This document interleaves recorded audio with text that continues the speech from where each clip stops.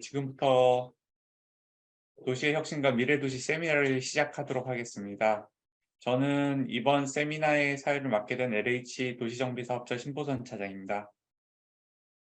먼저 바쁘신 와중에도 오늘 세미나를 위해 귀한 시간을 흔쾌히 내어주신 주제 발표자, 토론자분들께 감사드리며 깊은 관심을 가지고 경청해 주실 온라인 참석자분들께도 감사드립니다.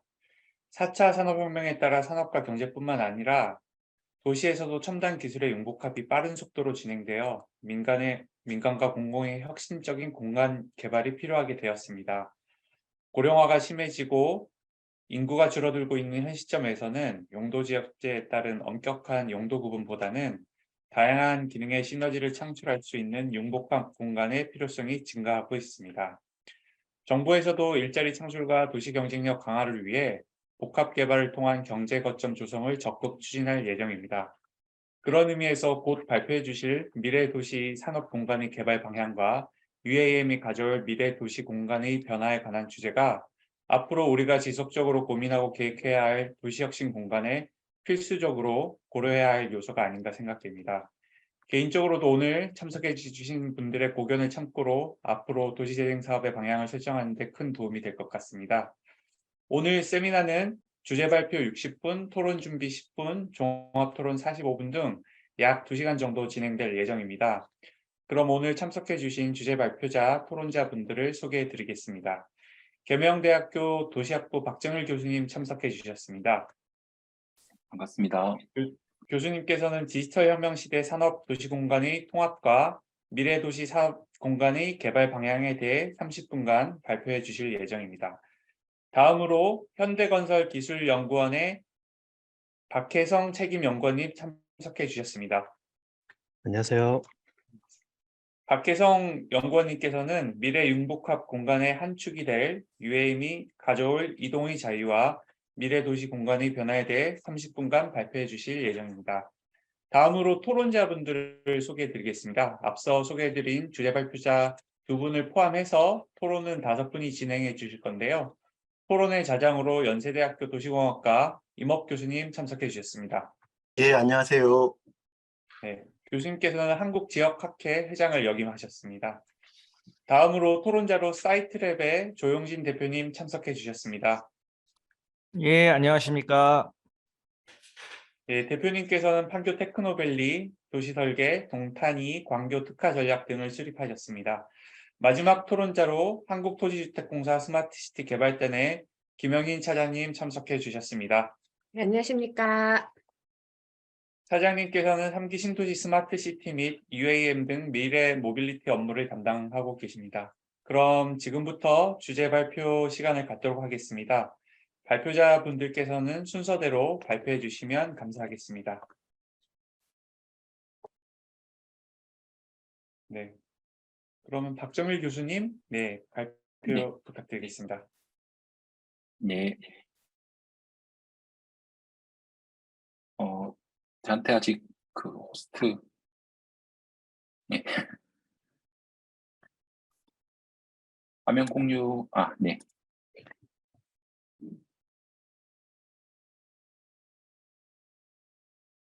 예, 제가 화면 공유를 했는데 잘 보이십니까? 네, 잘 보입니다. 네. 예, 그러면 저한테 주어진 시간이 30분 있으니까 예, 발표를 시작하도록 하겠습니다. 예, 오늘 저는 발표 제목이 좀 약간 거창하기도 한데 디지털 혁명 시대의 산업 도시 공간의 통합과 미래 도시 산업 공간의 개발 방향이라는 주제로 좀 발표를 하려고 합니다. 발표하기 앞서서 조금 여담을 말씀드리면 예, 제가 한 10년 전에 예, 공부를 하고 있을 때 미국에서 공부를 하고 있을 때 이제 지도 교수님께서 뭐 산업, 도시 경제 이런 쪽에 연구를 주로 많이 하셨던 교수님이신데 이제 도시 설계 오늘 우리 한국 도시 설계에서 이제 학술대를 하고 있는데 이 설계 부분들이 중요한 것 같다. 그래서 앞으로 산업들을 공부하려면 설계를 알면 좋을 것 같다. 그렇게 해서 제가 그때 막 이렇게 마이너로 설계 수업도 막 들어가고 그랬던 게 기억이 납니다.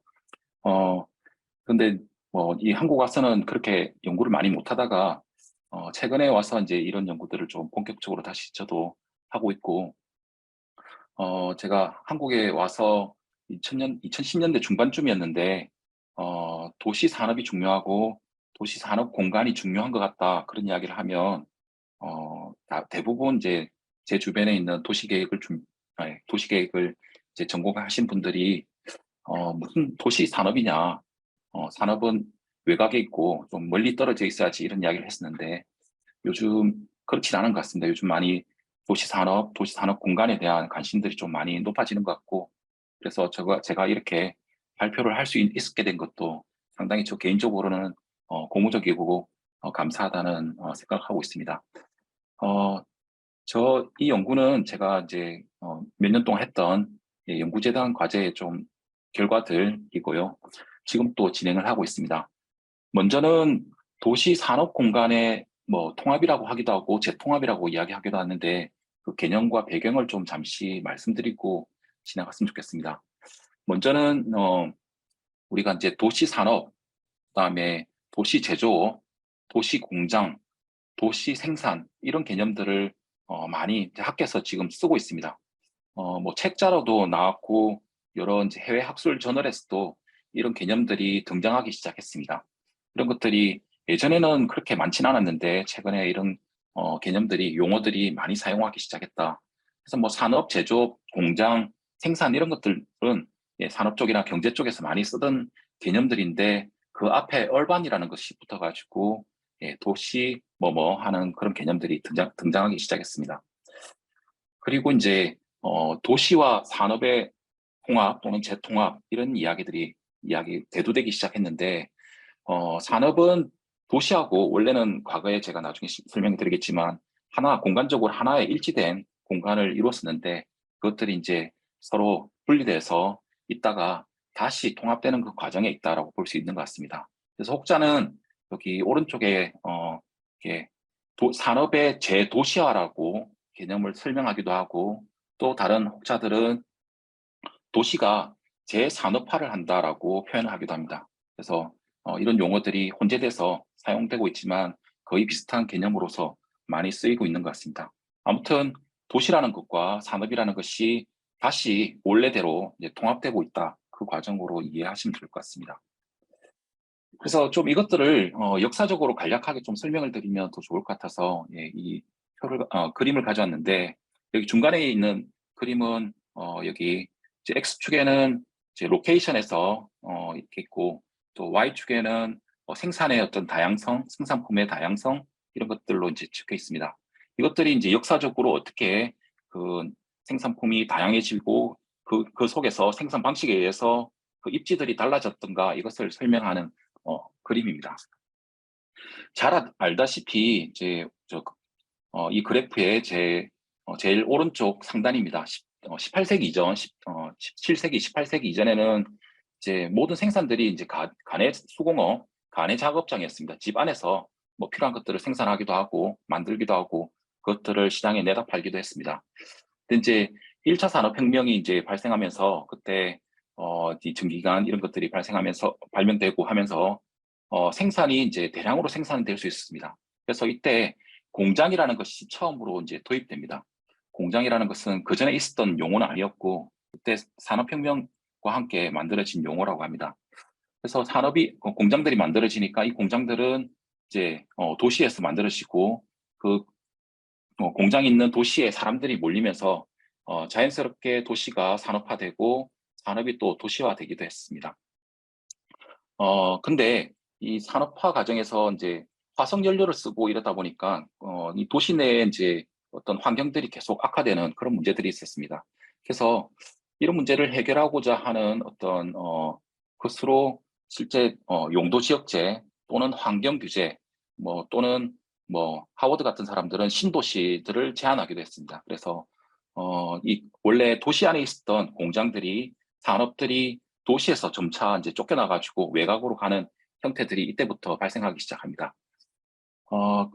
그 다음에는 이제 2차 산업혁명 시기이기도 하고, 이제 그 미국의 포드 자동차가 어떤 컨베이어 벨트 이런 것들을 만들면서 대량 생산 체계를 이제 구성하게 됩니다. 그러면서 점차 그런 공장들은 큰 부지들을 원하기 때문에 도시 내보다는 약간 도시 경계 외곽으로 이제 점차 멀어지게 됩니다. 그리고는 이제 세계 공장들이 이제 만들어지게 됩니다. 공장들이 이제 해외 좀 값싼 노동력, 좀 더 넓은 부지를 찾아가지고 세계 공장으로 대량 생산 체계가 더 구축되게 되다가 1980년대 이후에는 도요타 리즘이라고 부르기도 하는데 맞춤형 대량 생산 공장들이 등장하게 됩니다. 그리고 지금은 우리가 이제 지금 살고 있는 지금은 현대 공장, 도시 공장이라고 부르는데 이것들이 점차 출현하고 있다라고 이제 학계에서 이야기를 하고 있습니다. 그래서 그림을 보시면은 이 로케이션, 이 X축에 보시면 오른쪽은 센트럴라이즈 글로벌, 그리고 왼쪽이 그렇습니다. 오른쪽은 디센트럴라이즈드 로컬이라고 보이는데 이제 오른쪽으로 갈수록 우리 일상 도시가 이제 일상 공간이니까 이 도시 공간이라고 볼 수 있을 것 같고 왼쪽으로 갈수록 외곽이라든지 해외 기지라고 볼 수 있습니다. 그래서 원래 산업혁명 시기 이전에는 이렇게 도시에 공장들이 산업들이 있다가 다시 외곽으로 멀어지고 해를 갔다가 다시 도시 우리 일상 공간으로 돌아오는 그런 과정들로 볼 수 있을 것 같습니다. 그래서 많은 학자들이 도시에서 이제 산업과 도시 공간들이 이제 통합되는 그런 공간들이 이제 형태들을 많이 발견할 수 있는데 그런 것들이 대표적인 예로 여기 그 지도에 있지만 바르셀로나의 어떤 @22 혁신지구 또는 MIT죠. MIT 주변에 있는 켄달 스퀘어 이런 지구들을 언급하기도 합니다. 저도 이제 산업과 도시들이 실제로 재통합하고 있는가 그런 연구들을 좀 진행하고 있는데 제가 최근 2010년대를 보면 그것들이 실제 통합하는 과정들로 좀 보이는 것 같고 이제 그런 지구들을 좀 보면 사실 우리 일상 주변에 있는 중구 종로구, 여의도, 강남, 성수, 잠실, 또 지벨리가 있는 구로 화산, 경기도 안양, 수원 이런 등등에서 그런 산업과 도시가 다시 통합하는 과정들을 좀 볼 수 있습니다. 물론 이것들은 새롭게 생겨나느냐 아니면 연속기냐 강하냐 이런 것들로 좀 패턴이 차이 나긴 하는데 아무튼 이런 것들이 실제로 우리 일상 주변에서 이런 것들이 발생하고 있는 것을 저는 확인할 수 있습니다. 그러면 이런 산업과 도시의 재통합이 무엇에 의해서 만들어지는가? 물론 도시 공장 이런 것들, 도시 제조업은 예전부터 사용해오기도 했었습니다. 근데 그런 것들은 뭐 식료품이라든지 아니면 패션 산업에서 이제 그냥 도시에 필요하기 때문에 있었던 그런 공장 산업들 위주였는데 지금은 그런 산업들이 아주 다양해지고 포괄적이게 되고 있습니다. 그것에 아주 중요한 차이는 요 디지털 기술, 디지털화에 있다라고 저는 보고 있습니다. 그래서 이것은 제가 이 디지털화가 생산의 어떤 디지털화가 어떻게 산업과 도시 공간, 일상 공간들을 통합시킬 수 있는가 그 메커니즘을 좀 그린 건데 이 연구를 지금 진행하고 있습니다. 예컨대 제가 지금 근무하고 있는 대구는 염색 산업으로 아주 유명한 곳이지 않습니까? 그래서 대구를 들어가면 저는 좀 코가 민감해서 그런지 아주 냄새가 악취들이 많이 납니다. 그래서 왜냐하면 그 고속도로 초입에 저기 서울에서 내려가면 이제 KTX가 지나가는 그 초입에 이런 염색 공단이 있기 때문입니다. 근데 이런 공단들은 도시의 부정적 이미지를 주기도 해서 도시 외곽으로 점차 밀려나는 수밖에 없는 그런 사양 산업들인데 이것들이 디지털 날념이라는 그런 생산 방식을 쓰인다면 그런 악취라든지 환경오염들이 줄어들 수 있기 때문에 충분히 우리 도시 공간 안에 통합될 수 있다. 그런 가정을 하고 있고 또는 이제 대구가 또 유명한 게 안경입니다. 안경테. 안경테는 많이 생산해서 이제 방리담회하는 방식입니다. 근데 이런 뭐 대구에서도 유명하고 뭐 중국이라든지 동남아에서도 안경테를 아주 싸게 생산하는 방식들이 대부분입니다. 세계 공장인 것이죠. 근데 여기에 디지털 기술, 4차 산업혁명의 신기술인 뭐 3D 프린터라든지 AI 기술들을 도입해서 생산하는 기업들이 점차 만들어지고 있습니다. 대표적인 예가 브리점이라는 안경테 회사인데요. 여기서는 이제 고객들 그 얼굴도 스캔해가지고 그 고객 맞춤형 그런 안경테를 3D 프린팅으로 이렇게 생산합니다.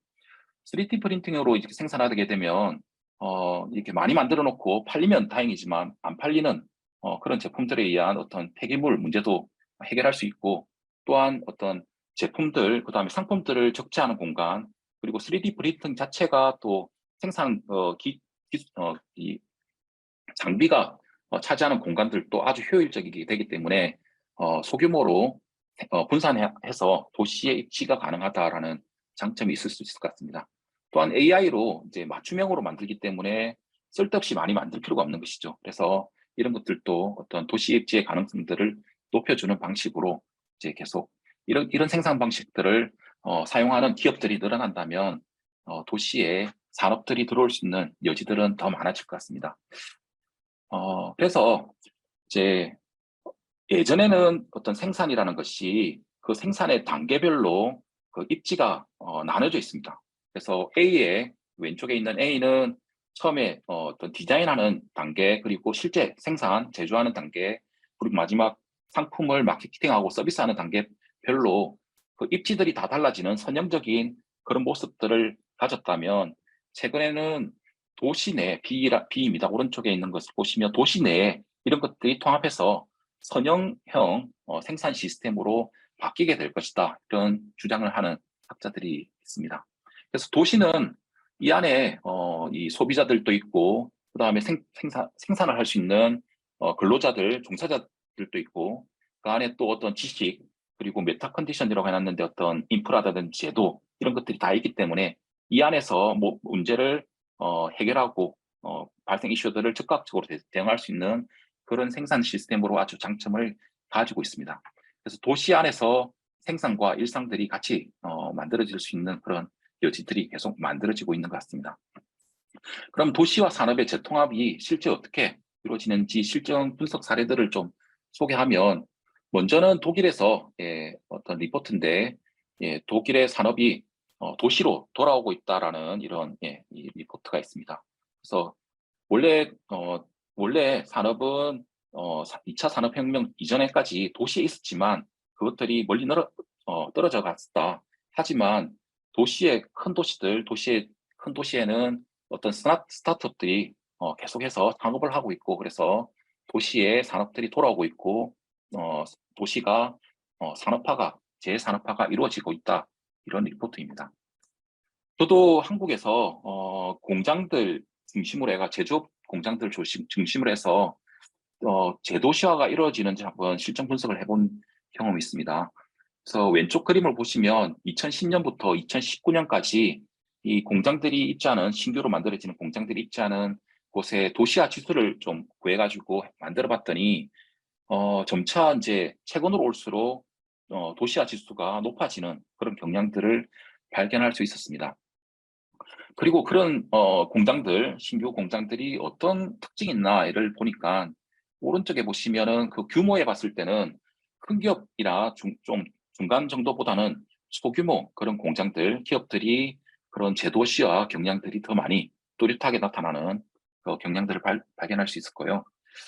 또한 여기 이 그림은 그 공장들이 어떤 환경적 오염을 발생시키는지, 공해를 일으키는 기업인지 아닌지, 그리고 그것이 어떤 그냥 일반 기업인지 아니면 전통 산업인지 첨단 산업인지를 좀 구분했을 때, 이 그래프의 제일 오른쪽을 보시면 하늘색 있죠. 하늘색은 이게 첨단 산업이면서 이제 무공해 산업입니다.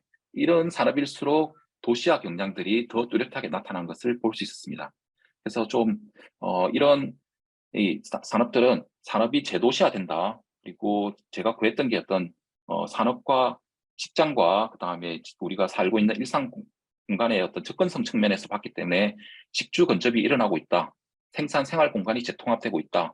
도시의 재산업화가 만들어지고 있다. 이런 개념으로 설명을 할 수 있을 것 같습니다. 이걸 좀 통계적으로 보더라도 아까 소규모 도시로 오는 산업들은 소규모이면서 무공해 산업이고 또 첨단 산업이다, 이런 특징이 있고, 또 하나 특징은 어떤 공장이 들어가는 곳이 수직형 공장에 많이 들어가는 것 같습니다. 그리고 계획입지. 그래서 수직형 공장은 제가 수직형 공장이라고 불렀지만 아파트형 공장, 우리나라에서는 지식산업센터를 수직형 공장이라고 부른 겁니다. 2020년대까지 지금 1200개 이상이 지정되고 지금 개발됐는데, 여기는 구로 디지밸리입니다. 이쪽에도 보면 예전에 그런 공장, 전통적인 공장과 수직형 공장들이 혼재되어 있는데 계속 점차적으로 바뀌어가는 경관들을 볼 수 있었고요. 그리고 잘 아시겠지만 그런 지식산업센터 수직형 공장 안에 들어가 보면 정말 많은 100개 이상의 어떤 기업들이 한 건물 안에 이렇게 있습니다. 소규모 기업들이. 그래서 제가 어떤 분석을 해보니까 이런 곳에는 그냥 기업들이 단순히 이 수직형 공장은 소규모 기업들이 직접 할 수 있는 공간을 제공할 뿐만 아니라 여기 오렌지색하고 초록색으로 만들어놨는데 이 다양성, 산업 구성의 다양성들을 만들어주는 어떤 공간으로서 충분한 역할들을 하더라. 이런 연구도 할 수 있었습니다. 또한 어떤 고용 측면에서 여기 왼쪽에 동그라미는 전체 이제 수도권을 대상으로 했는데 이 그냥 일반적인 공장에 비해서 수직형 공장이라는 것은 그 건물 자체로는 1% 정도밖에 되지 않습니다.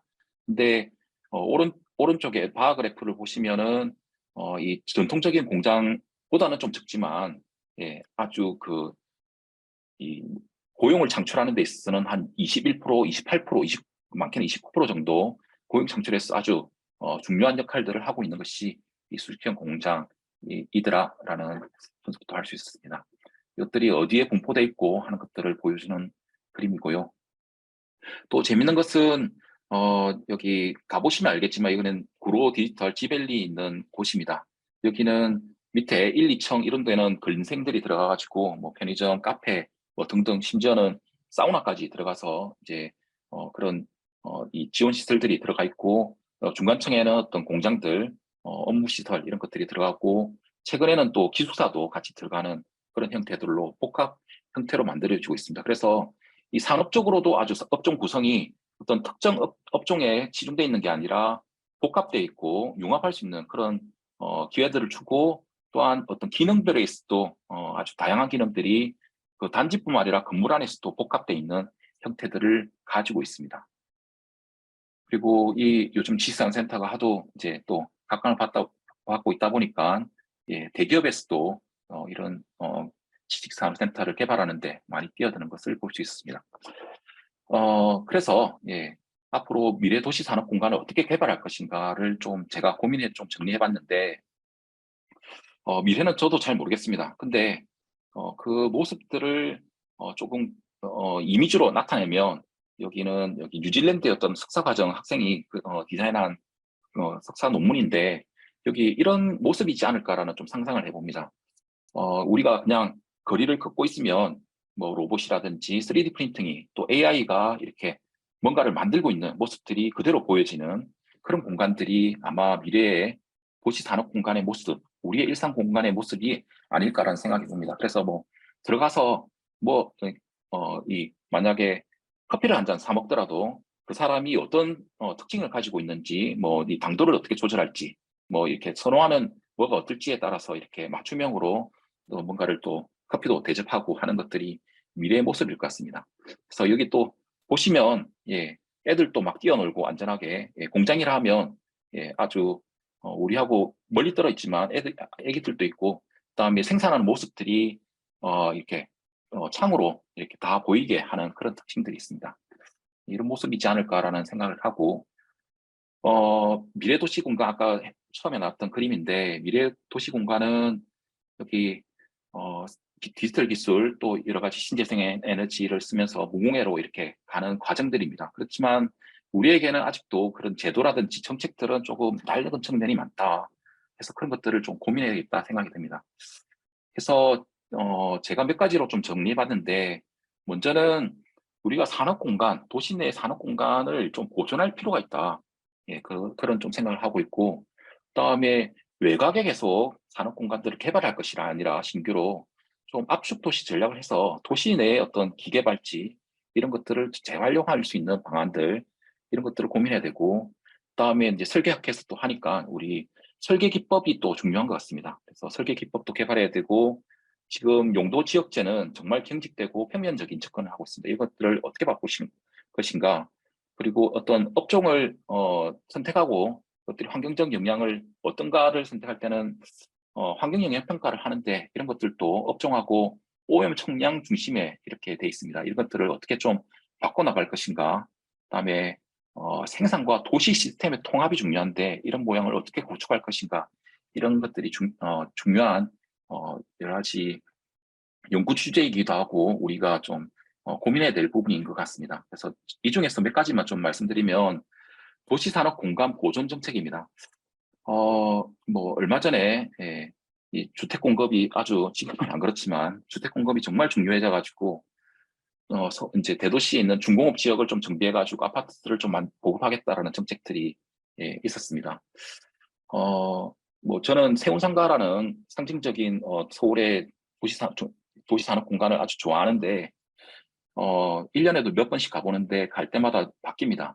지금 오른쪽에 보시면 그게 아파트가 들어서고 있습니다. 뭐 뉴스에도 요즘 나던데 여기는 사실 뭐 세운상가 주변에는 좀 낡은 그런 작업 공간들이 많이 있죠. 그래서 물리적으로 아주 낡았고 좀 그렇습니다. 근데 저기는 몇십 년 동안 쌓여져 있는 도시의 산업 문화 유산인데 저거를 그냥 싹 밀어가지고 어떤 새로운 건물들을 오리는 게 과연 타당한가라는 저는 그런 생각들이 참 많이 듭니다. 그래서 이것들은 어떻게 다시 되돌릴 수도 없을 텐데 그런 생각이 많이 들고 도시 안에 대구도 마찬가지입니다. 대구에 많은 어떤 전통적인 산업 공간들이 이제 아파트로 많이 변하는 모습들을 보고 있습니다. 아파트로 한번 변하면 다시 그런 산업 공간으로 되돌리기가 너무 힘듭니다. 이런 부분들을 우리가 한번 심각하게 한번 고민할 필요가 있다라는 생각이 들고 또한 뭐 아파트뿐만 아니라 이제 요즘에 이제 각광받는 여러 가지 메이커 스페이스들이 많죠. 팹랩이라든지.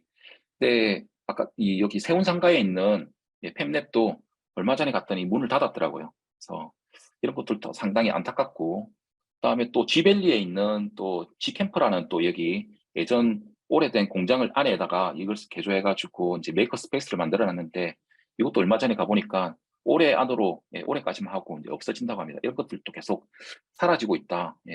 그래서 이런 것들이 참 안타깝다는 생각이 듭니다. 외국에서는 도시 산업의 역할들이 중요하다. 여러 측면에서 그래서 이런 산업 공간들을 보존해야 된다. 그런 연구들이 상당히 많습니다. 그래서 우리들은 그런 대부분의 그냥 도시 산업 공간에서 새로운 어떤 신도시 만들어가지고 거기에다가 새로운 산업 공간을 만들기보다는 기존의 도시에 기존의 산업 공간들을 좀 보존해서 할 수는 없을까? 저는 그런 생각이 좀 많이 듭니다. 그래서 해외 사례를 보면 좀 공간 계획적 측면에서 뭐 잘 아시겠지만 토지 이용 관리 측면에서는 뉴욕시의 IBG 또는 캘리포니아 실리콘밸리가 있죠. 산호세에서는 순산 상실 방지 정책 노넷 로스라고 어디에다가 만약에 산업 공간을 이렇게 거기다가 다른 용도를 쓰면 그만큼의 용도 산업 공간들을 다른 곳에 꼭 만들어야 된다. 그것을 개발업자들에게 약속을 받고 하는 정책들을 펼치고 있고 용도 지역제 측면에서는 뭐 시카고의 PMD, 필라델피아의 그다음에 샌프란시스코의 용도 산업용지 세분화, 산업 복합 용도제 이런 것들이 있는데 요거는 뒤에서 좀 더 이야기하겠습니다. 그리고 중요한 것은 과연 우리 도시에 저런 산업 공간들이 얼만큼 있는지를 더 우리는 과연 파악하고 있을까? 물론 공업 용지, 산업단지 용지 이런 것들은 그냥 통계로 나오지만 이제 공간이라는 것을 좀 다르게 좀 접근해야 될 것 같습니다. 그래서 미국은 2010년대부터 각 도시들이 각 도시에 우리 도시에 얼마만큼 산업 용지들이 산업 공간들이 있는지 그것들이 얼만큼 또 사라졌는지 생겨났는지를 파악하고 있습니다. 그래서 그것은 단순히 어떤 용지, 평면적인 측면뿐만 아니라 우리 오른쪽에 보시면 그 어떤 건물들의 차원에서도 그런 것들을 조사하고 있는 것을 구존량을 조사하고 있는 것을 볼 수 있습니다. 이거는 또 샌프란시스코인데요. 여기서 산업이라는 것이 단순히 산업 건물뿐만 아니라 어떤 상업적인 업무 공간에도 이런 것들이 분명히 들어가기 때문에 얼만큼 들어가고 또 서로는 어떤 경쟁 관계에 있는지 이런 것들도 조사해서 또 이런 표들도 만들고 있습니다. 좀 연관해서 용도 지역제가 우리는 너무 평면적입니다. 어떤 건물이라는 것은 3차원적이고 그런데 용도 지역제는 아주 그냥 너무 이렇게 배타적인 평면적 접근만 하고 있고, 물론 복합 용도 지구 이런 것들이 들어와가지고 좀 개선을 하려고 하고 있지만 한계가 많은 것 같습니다. 그래서 좀 더 근본적인 이렇게 개선책이 필요하다, 개혁이 필요하다 생각 들고, 용도 지역제가 좀 더 유연적이고 입체적인 접근을 할 필요 없다라는 생각도 듭니다. 미국 같은 경우에는 퍼포먼스 조닝 이런 것들도 도입하던데 뭐 그런 것들도 한번 적극적으로 고민할 필요가 있지 않는가라는 생각이 들고, 또 다른 측면에서는 이제 샌프란시스코 같은 경우에는 PDR이라는 단순히 제조업이 아니고 생산과 이제 리페어는 수리겠죠. 그리고 유통 이런 것들을 통합해 가지고 조닝 지역으로 만들었습니다. 이 산업을 좀 더 광범위한 형태로 제조에 국한시키지 않고 이런 형태로 만들어서 PDR 이런 지구들이 각각의 어떤 생산을 하느냐에 따라서 어떤 건물에서 입주할 수 있는지까지를 이렇게 다 분류를 해놨습니다.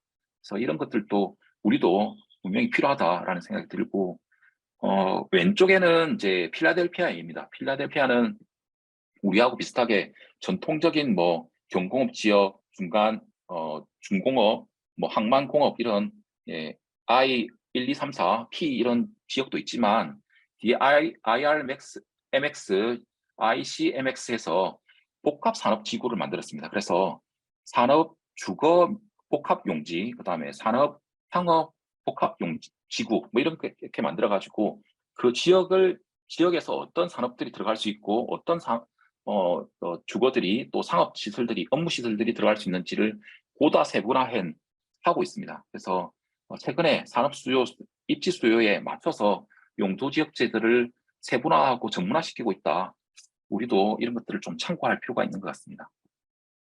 그리고 이제 마지막으로 설계 기법인데, 우리가 이제 저희도 학생들한테 설계를 가르치고 할 때 주거랑 상업 위주인 것 같습니다. 이 어떤 산업에 대한 이 설계 기법은 상당히 부족하다. 그래서 도시 제조, 생산을 고려한 도시 설계 기법들이 필요한데, 물론 뭐 해외에서도 이런 도시 생산에 대한 설계를 도입하고 있지만 그냥 어떤 부정적인 외부 효과를 저감하거나 이런 데 초점이 돼 가지고 진짜 산업을 좀 이해하고 산업 생태계를 이해해 가지고 도시의 설계를 하는 그런 것들은 여전히 부족하다는 주장들이 있습니다. 대표적인 예로 여기 책인데 The Design of Urban Manufacturing, 레이닝과 니나 레포르트라는 사람이 적었는데 이 책에 많은 좀 시사하는 바들이 많은 것 같습니다. 그래서 여기서 또 보면 산업 지구들의 어떤 타이폴로지도 나눠가지고 로프트형 산업단지, 그 다음에 뭐 우리의 그냥 네이버후드 타입으로 이렇게 나눠가지고 이제 형태도 분류하기도 하고, 도시 산업 지구의 설계에 있어서 중요한 것들이 엣지랑 스트릿이랑 스페이스 이런 중요한 요소들이 있다. 그래서 엣지에서는 어떤 경계들을 통합할 것이냐, 직접할 것이냐, 분리할 것이냐, 보호할 것이냐 이런 것들을 답을 해야 되고, 또 가로도 단순히 어떤 뭐 물건들이 나르고 아니면 사람들이 오가고 이런 차원이 아니라 그 속에서 어떻게 하면 교류와 소통을 할 수 있게 하는 공간으로 만들 것인가 이런 것에 좀 초점을 둬야 된다 이렇게 이야기합니다. 또한 이제 스페이스도 단순히 어떤 대기하는 뭐 적재를 하고 이런 것이 아니라 혁신과 교류를 할 수 있는 소통의 공간으로서 어떻게 퍼블릭 네임으로 바꿀 것인가 이런 것들을 좀 강조하는 것 같습니다. 그래서 예를 들면 이 가로도 여기 중간에 있는 게 흑백에 있는 보통 일반적인 가로인데 조금 설계 기법을 도입하면 왼쪽처럼 사람들이 오가고 서로 대화하고 또 짐들도 나르고 이런 공간으로 충분히 만들 수 있다. 그리고 오른쪽에는 이제 NIC 뉴욕시죠. 뉴욕시 플래닝 디파트먼트에서는 아예 믹스드 유즈 스트릿으로 여기가 산업지구입니다. 산업지구 안에서 어떻게 복합용 이 가로로 만들 수 있을까 이런 디자인 이 가이드라인까지 다 제시하고 있습니다. 그래서 우리도 좀 이런 부분들에 관심을 가지고 이런 설계 기법들을 만들어내야 된다라는 생각이 듭니다. 마지막인데 저기 공간도 마찬가지입니다. 이런 그냥 비어 있는 공간이 그냥 막 물건들 하차하고 이런 공간이 아니라 사람들이 서로 소통하는 혁신을 만들어내는 그런 어떤 공간으로서 만들어낼 것인가 이런 게 중요하다라는 이야기를 하고 있습니다. 그리고 이거는 뭐 참고로 하면 될 것 같습니다. 그 책에서 어떻게 하면 도시 디자인적으로 그 산업용 도시 산업용 디자인을 할 것인가 부분인데 이런 것들은 그냥 우리도 나중에 참고하면 될 것 같고, 예, 우리 한국에 맞는 그런 기법들이 만들어져야 되는 생각이 듭니다. 마지막 슬라이드입니다. 이 산업은 한 100년 전이죠. 예, 100년 좀 넘었는데 원래 산업은 도시 우리 일상 공간하고 같이 있었습니다. 근데 산업혁명 단계를 거치면서 산업이 도시로부터 멀어졌고 일상 공간하고 분리가 됐습니다. 근데 그 산업이 다시 이렇게 우리 일상 공간으로 다시 돌아오고 있습니다. 근데 이 공간들을 어떻게 잘 만들 것인가가 우리에게 주어진 과제인 것 같습니다. 그래서 그런 부분들을 우리가 좀 더 이렇게 고민하고 하면 충분히 예, 한국형 이 산업 공간으로서 도시 산업 공간을 만들 수 있지 않은가라는 생각을 하고 있습니다. 예, 저 발표는 이 정도로 하겠습니다. 네, 감사합니다. 네, 교수님 감사합니다. 다음으로 현대건설 기술연구원의 박혜선 책임연구원님께서 주제 발표해 주시겠습니다.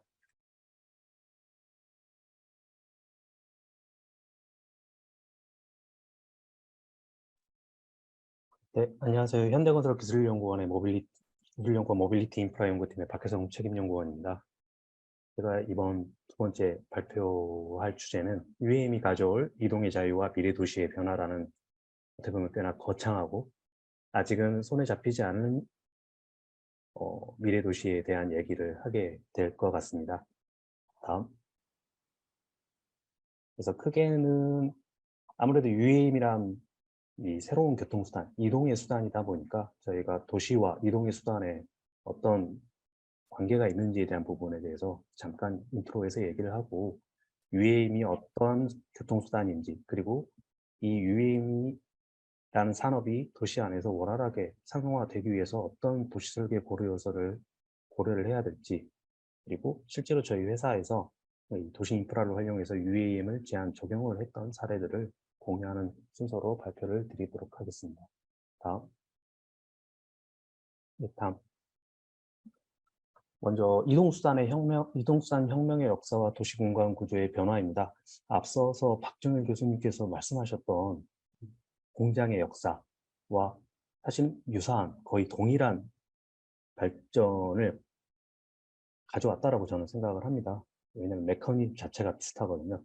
보통 저희가 이제 도시 공간을 구성하는 요소가 뭐냐라고 물었을 때 이제 교과서적으로 얘기했을 때 사람, 활동, 이제 토지, 그리고 건축물이나 도로나 상하수도 같은 시설 이 네 가지를 크게 도시 공간의 구성 요소로 봅니다.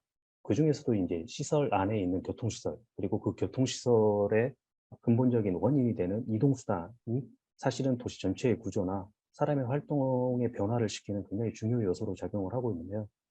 그래서 학자들은 인류의 역사를 이동의 역사라고 표현을 하기도 합니다. 그래서 제가 첫 번째 혁명으로 써놓은 바퀴 같은 경우에는 사실 인류 최고의 발명품 중에 하나로 꼽히고 있는데요. 이 바퀴의 개발은 사실은 인간의 이동성을 비약적으로 확대를 시켰고 삶의 공간의 범위를 굉장히 넓혔습니다. 저희가 이제 교과서에서 많이 배웠던 인류 최초의 도시라고 알려져 있는 메소포타미아의 우르나 우르크에서 이미 바퀴의 흔적이 있었고 사실 이 바퀴를 기반으로 해서 수천 년이 흘러서 로마는 사실 모든 길은 로마로 통한다라는 말을 만들어낸 만큼 굉장히 영역을 확대해 나가는데 큰 일조를 한 수단이었다고 보고요. 이제 두 번째 이 이동수단의 혁명으로는 증기기관을 꼽을 수 있을 것 같습니다. 사실 이 산업혁명, 1차 산업혁명에서 가장 큰 변화를 가져온 것은 이 내연기관을 기반으로 한 동력을 사용하는 증기기관이었는데요.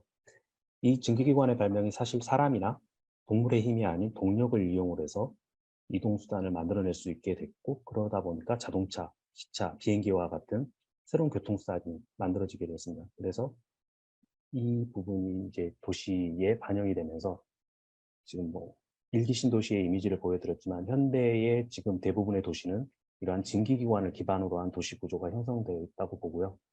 이제 세 번째 혁명으로 넘어가면은 사실 증기기관 기반의 이 교통수단들이 많은 문제점을 가지고 있습니다. 아까 박정일 교수님의 공장의 역사에서도 언급되었지만 가장 큰 문제점은 환경오염일 거고요.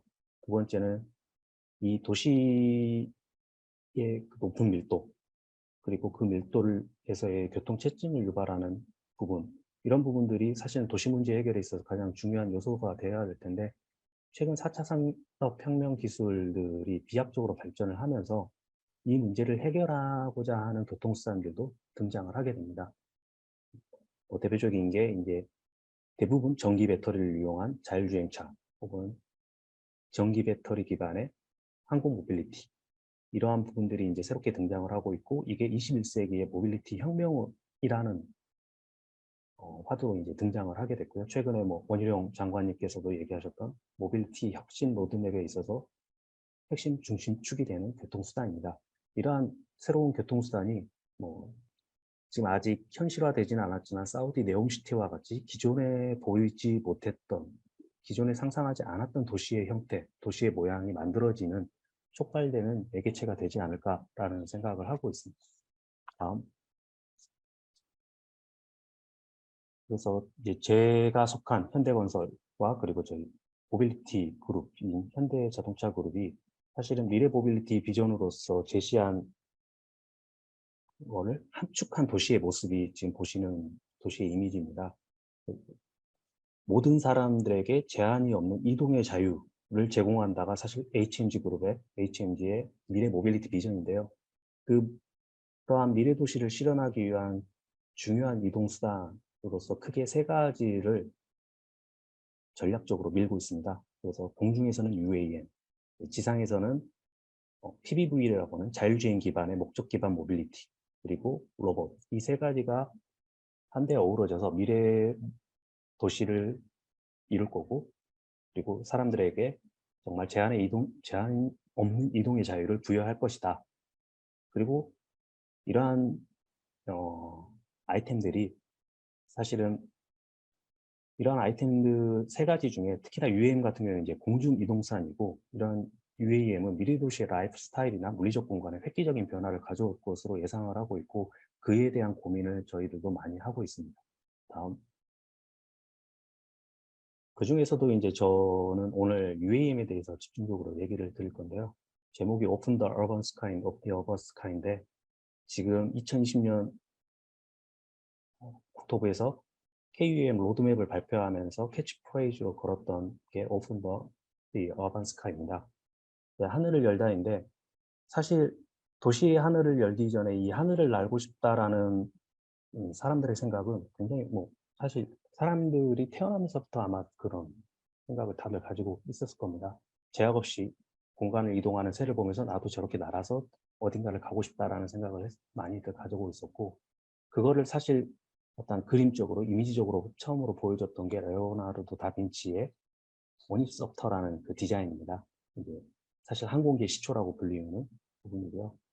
이런 부분들의 연구가 이제 지속적으로 진행이 되면서 프랑스의 몽골피에 형제가 인류 최초의 비행이라고 하는 열기구를 만들어서, 사실 1783년에 베르사유 궁전에서 루이 16세가 보는 앞에서 저 열기구를 띄웠습니다. 그야말로 사람이 처음으로 날게 된, 하늘을 올라가게 된 첫 번째 시험의 장이었고요. 그 이후에 이제 독일의 오토 릴리엔테르라는 사람이 사실은 그 열기구가 아니라 내가 조종을 하면서 비행을 할 수 있는 그런 수단을 만들 수 없을까라고 해서 만들어낸 게 행글라이더였고요. 사실 안타까운 게 이 행글라이더를 만들었던 릴리엔탈이 저 행글라이더 시험 비행을 하다가 죽게 되는 이제 사고가 발생을 했어요. 그 과정에서 이제 라이트 형제, 사실 라이트 형제는 자전거 연구하던 사람입니다. 근데 저 릴리엔탈의 사고 소식을 듣고 내가 한번 비행기를 만들어 보겠다, 날아다니는 기체를 만들어 보겠다라는 생각을 가지고 다시 연구 과제를 바꿔가지고 인류 최초의 동력 비행, 이제 내연기관을 사용해서 동력을 가지고 비행을 하는 비행기를 만들었고, 이게 현재 우리나라 전 세계 항공산업의 이제 주된 기체가 되는 상황입니다. 근데 이제 최근에 도심항공교통으로 들어오면서 이 가장 큰 변화점은 앞서 말씀드린 것처럼 내연기관 기반의 항공기체가 아니라 전기 기반의 수직 입착륙 기체를 개발함으로써 도심 안에서 친환경적으로 이용할 수 있고 저소음으로 이용할 수 있는 기체를 만듦으로써 단순히 이제 도시와 도시 혹은 국가와 국가 간 이동수단이 아닌 도심 안에서도 이동수단으로도 활용할 수 있는 그런 계기가 되는 아이템이 됐고, 이러한 기체 개발이 이제 시작이 되면서 사실 UAM이 도심 안에서 고민이 되어야 하는 하나의 중요한 도시설계 요소로서 고민이 필요한 상황이 되는 것 같습니다. 다음. 그래서 이제 UAM에 대해서 한번 간략하게 소개를 드릴까 하는데요. UAM이 등장하게 된 배경은 뭐 앞서 말씀드린 것처럼 도시의 집중화 거대화, 그리고 내연기관 기반의 이 교통수단들이 유발하는 대기오염, 그리고 최근 들어와서 이제 ESG 경영이라든지 탄소 중립 정책, 이러한 부분들이 사실 친환경적인 교통수단들을 계속 요구를 하게 되었고, 그 중에서도 이제 항공 모빌리티 쪽에서도 이러한 친환경 기반의 모빌리티 기체를 만들 수 있는 기술력이 만들어지면서 이제 도심항공교통이라는 화두가 본격적으로 대두되게 됩니다. 하지만 이게 기체만 만들어진다고 해서 바로 산업화 혹은 도시에 바로 적용이 될 수 있느냐? 그건 아니고요. 사실 규제나 인증, 뭐 기체 개발도 지금 만들어지고 있고 곧 인증이 돼서 등장을 하겠다라고 하지만 굉장히 많은 시간이 개발하는데 소요가 되고요. 그리고 하늘길을 사용을 하는, 공역이라는 하늘길을 사용하는 부분도 해결해야 할 문제들이 굉장히 많습니다. 그리고 이 유해인 기체가 이착륙하기 위해 필요한 이 이착륙장, 이걸 도심에 어떻게 배분시키고 구축을 할지에 대한 고민들이 많다 보니까 사실은 단기간에 이렇게 UAM을 도시 안에 하나의 교통수단으로서 적용시키기에는 굉장히 많은 고민과 시간이 필요할 것으로 예상이 되고 있습니다. 다음. 그래서 저희가 이제 UAM, 어반 에어 모빌리티라고 부르고 있지만 글로벌에서는 이제는 대부분 다 Advanced Air Mobility라고 해서 미래항공교통이라고 부릅니다. 그 미래항공교통 AAM의 큰 두 축을 이루고 있는 게 이제 UAM과 RAM, Regional Air Mobility라고 부르는 이 두 개의 서로 다른 항공 기체가 이 도시 공간에서 날아다닐 것이다 라고 이제 이 두 개가 합쳐져서 미래항공 모빌리티를 이룰 것이다 라고 이제 진행하고 있습니다. 그래서 도심항공교통, 저희가 어반 에어 모빌리티라고 불리는 UAM은 약 한 4명에서 5명을 태워서 도심 내 근거리를 이동하는 기체 기반의 교통수단이고요. RAM은 저희가 이미 알고 있는 일반적인 항공기 기체를 굉장히 한 10에서 19인승 규모로 축소를 시켜서 도시 간 중장거리를 여객을 수송을 하는데 목적을 둔 기체입니다. 이 두 기체가 공통적으로 가지고 있는 것은 전기나 수소 기반의 친환경적인 동력을 기반으로 해서 교통수단에 활용을 한다는 거고요. 차이점이 있다면 UAM은 수직 이착륙을 기반으로 하기 때문에 활주로가 필요하지 않아 대규모의 공간, 이착륙적 공간이 없다라는 장점이 있는 반면에 RAM은 일정 부분의 활주로가 필요한 부분에 있어서 조금은 도심에 적용되기까지 상당한 시간이 소요될 것으로 예상되는 교통수단이라고 보시면 될 것 같습니다. 다음. 이제 이 UAM이 도심 안으로 들어오다 보면은 사실은 하늘길을 이용을 해야 됩니다. 지금까지는 아무도 고민하지 않았던 하늘길에 대한 고민을 해야 되는데 크게 공역과 해랑으로 구분이 됩니다. 공역, 소위 에어스페이스라고 부르는 부분은 이제 수직적인 부분이라고 생각을 하시면 됩니다. 좌측에서 보면은 ATM이 18km, UATM이 300에서 600, UTM이 150 이렇게 써져 있는데요. 저희가 흔히 보고 있는 드론이 약 지표면에서 고도 150m까지의 사이의 공역을 사용을 하게 되고요. 저희가 일반적으로 타고 다니는 여객기가 ATM이라고 보시면 되고 그 사이에 있는 300에서 600m 고도가 UAM이 이제 날아다니는 공간이라고 보시면 되는데 그 중간에 약 한 450m가 헬기가 기존에 있는 헬기들이 이용하는 공역입니다. 그래서 이 부분을 제외하고 300에서 600 중에서 이 헬기가 날아다니는 부분을 제외한 나머지 부분에서 아마 UAM이 날아다닐 거고요. 그 안에서도 이제 UAM들만의 전용 도로인 회랑이 만들어져야 될 거고 이러한 부분들이 나중에는 이제 도시 설계에서도 충분히 고민을 하고 해야 될 영역으로 보고 있습니다. 다음.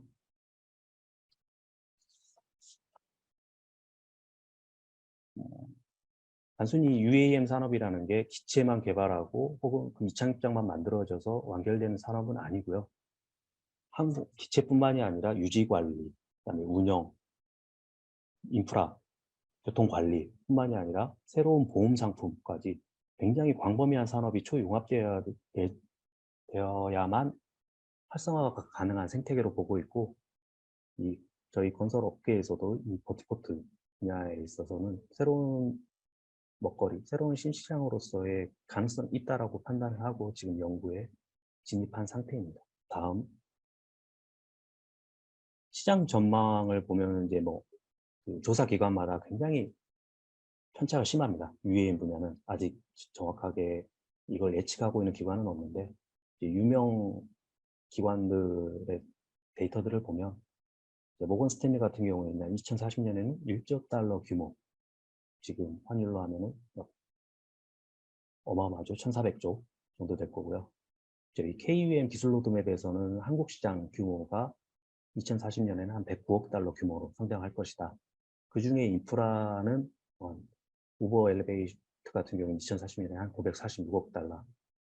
굉장히 엄청난 시장으로 예측을 하는 조사기관들이 많습니다. 실제로 그렇게 될지는 지켜봐야겠지만 작지 않은 시장이라고 저희들은 판단을 하고 있고요.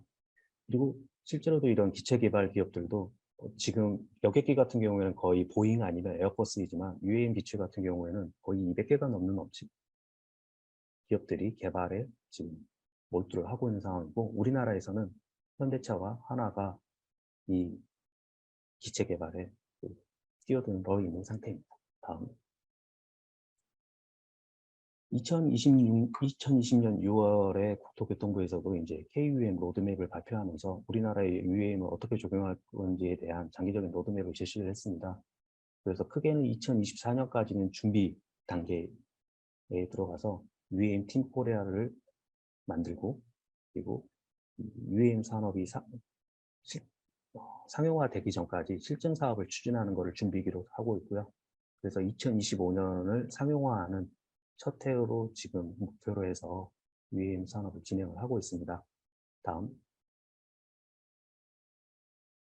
이제 저희 이 도시 설계에서 중점적으로 고민해야 될 인프라 중에 하나가 이제 버티포트인데요. 버티포트는 사실 이제 공항의 사실 축소판이라고 보시면 됩니다. 기체 자체가 여객기보다는 월등히 작은, 아마 제일 큰 보통의 사이즈가 날개 길이나 혹은 가장 긴 변의 길이를 기준으로 했을 때 15m 내외입니다. 이런 기체를 사용하고 수직 이착륙을 하다 보니까 활주로는 필요 없고, 사실 이착륙 패드와 그다음에 이 주기장, 그리고 소규모의 승객 터미널, 이 정도만 있으면 버티포트를 구축할 수 있는, 버티포트의 형태를 구현할 수 있는 주된 요소가 되고요. 이런 부분들이 이제 도시에 어떻게 배분될지에 대한 고민이 그 다음에서 필요한 상황입니다. 다음. 이 버티포트가 저런 형태를 앞서 보여드렸던 이미지 형태를 그냥 도시에 아무렇게나 지을 수 있는 건 아닙니다. 사실 기체 크기가 15m라고 하지만 그 15m의 기체가 수직 이착륙을 하기 위해서 필요한 공간이, 한 대가 이착륙하기 위해서 필요한 공간이 세이프티 에어레어까지 고려를 하면 기체 크기의 최소 2~3배 정도의 면적이 필요합니다. 사실 도심 공간에서 예를 들어서 40 x 40m, 1600제곱미터의 건축 면적을 확보한다는 게 서울 같은 공간에서는 굉장히 어려운 부분이 있고요. 그래서 이러한 부분들을 확보하기 위해서는 사실 도시계획적으로도 이 도시 안에서 UAM 버티포트가 들어갈 수 있는 부지들을 미리 고민을 해서 도시 설계를 해야 되는 부분이 이제 준비가 필요할 거라고 보고, 뿐만이 아니라 이 수직 이착륙이라고 해서 기체가 그냥 수평으로 이동을 하다가 갑자기 이착륙장에서 수직으로 훅 떨어지지는 않습니다. 활강, 그리고 서서히 고도를 낮추는 일반 비행기와 똑같은 절차를 가지게 되고요. 그러다 보니까 이 이착륙을 하는 과정에서 주변 지역에 장애물들이 있으면 상당히 애로사항이 많이 발생을 합니다. 그러다 보니까 버티포트 주변에서 어떤 장애물들을 고려를 하는 도시 설계를 또 굉장히 많은 고민이 필요할 거라고 생각을 하고 있습니다. 다음. 그래서 제가 생각하는 UAM 인프라를 구축을 위해서 도시 설계에서 고민해야 될 키워드가 크게 4가지라고 생각을 하고 있습니다. 스페이스, 코리더, obstacle, incentive 해서 공간과 그리고 하늘길, 그리고 장애 요소에 대한 극복, 그리고 버티포트를 구축을 하기 위한 투자 개발의 유인 요소, 이러한 크게 4가지를 가지고 한번 설계를 고려를 해야 되지 않나라는 생각을 해서 하나하나 설명을 드리도록 하겠습니다. 다음. 먼저 버티포트의 입지인데요. 사실 이 버티포트를 기존 도시만에서 어느 위치에 설치해야 될지에 대한 고민이 지금은 아직은 누구도 정답을 얘기를 하지는 못하고 있습니다. 저희가 저층형 버티포트나 고층형 버티포트라고 표현을 했는데 도시의 스카이라인이 다양하다 보니까 그리고 주변 장애물까지 고려를 했을 때 혹은 부지 확보라는 장점이나 이런 부분들을 고려했을 때 그리고 어떤 사람들과 이 기체가 이동을 공중에서 이동을 하다 보니까 프라이버시 침해에 대한 문제 부분들도 있습니다. 이런 부분을 종합적으로 고려를 했을 때 고층에 위치하는 게 적합할지 저층에 위치하는 게 적합할지에 대한 고민이 필요할 것 같고요. 개인적으로는 저희는 일단은 장애물들을 고려를 했을 때는 초기에는 고층형 혹은 저층으로 가더라도 주변 지역이 오프스페이스로 되어 있는 지역들이 적합한 지역이지 않나 라는 생각을 하고 있습니다. 다음. 그 다음으로는 이제 코리더라고 해서 하늘길도 구축을 해야 됩니다. 저희가 도시계획, 도시 설계를 하게 되면 가장 먼저 고려를 하는 게 이제 이 도시 안에 들어갈 인구를 바탕으로 해서 가로망을 짜는 게 이제 첫 번째 작업이잖아요. 이 UAM 산업도 사실은 하늘길을 어떻게 내주느냐에 대한 고민이 굉장히 필요합니다.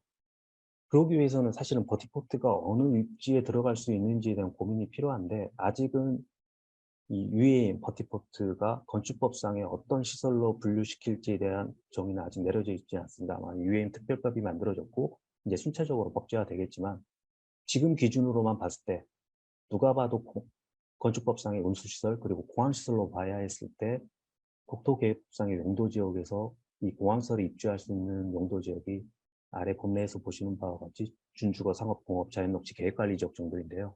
이거를 매핑을 해서 봤을 때 이 색깔이 칠해진 부분 외에서 버티포트의 입지를 찾아야 되고 그러기 위한 연결 공간을 이 하늘길로 연결을 했을 때 어떻게 해야 될지에 대한 예시입니다.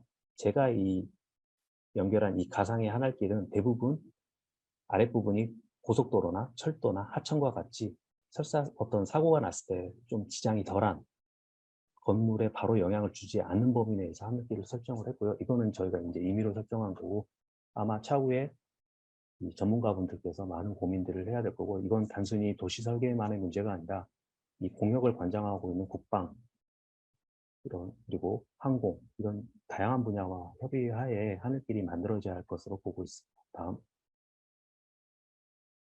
그 다음으로 이제 장애 요소인데요. 사실 버티포트를 넣는 데 있어서 앞서 말씀드린 하늘길을 만드는 것조차도 장애입니다. 특히나 수도권 같은 경우는 이제 국방상의 이유로 비행 제한 구역이 많다 보니까 하늘길을 설정하는 것조차도 쉽지 않고요.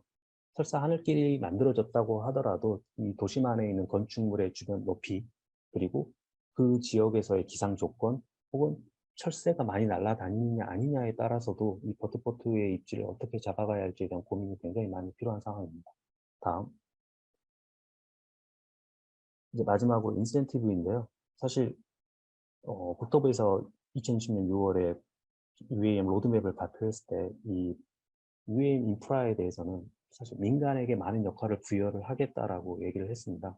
그래서 사실 저희 입장에서도 새로운 비즈니스 영역으로서 충분히 창출할 수도 있겠구나라는 가능성을 보고 들어왔지만 사실 버티포트를 짓는다고 해서 그 비용을 수익으로 다시 오기까지는 굉장히 많은 시간이 필요할 것으로 보고 있습니다. 그래서 이러한 민간의 버티포트 구축의 유인 요소들을 많이 조금 고려를 해주셔야 될 것 같은데 예를 들어서 이 버티포트를 민간 건축물 상부에 지었을 때 그리고 그 버티포트를 대중에게 오픈했을 때 어떤 일종의 기부 체납으로 보고 건축 기준에 완화를 적용하는 인센티브제를 적용해주는 방안 그림을 고려할 수 있을 것 같고요.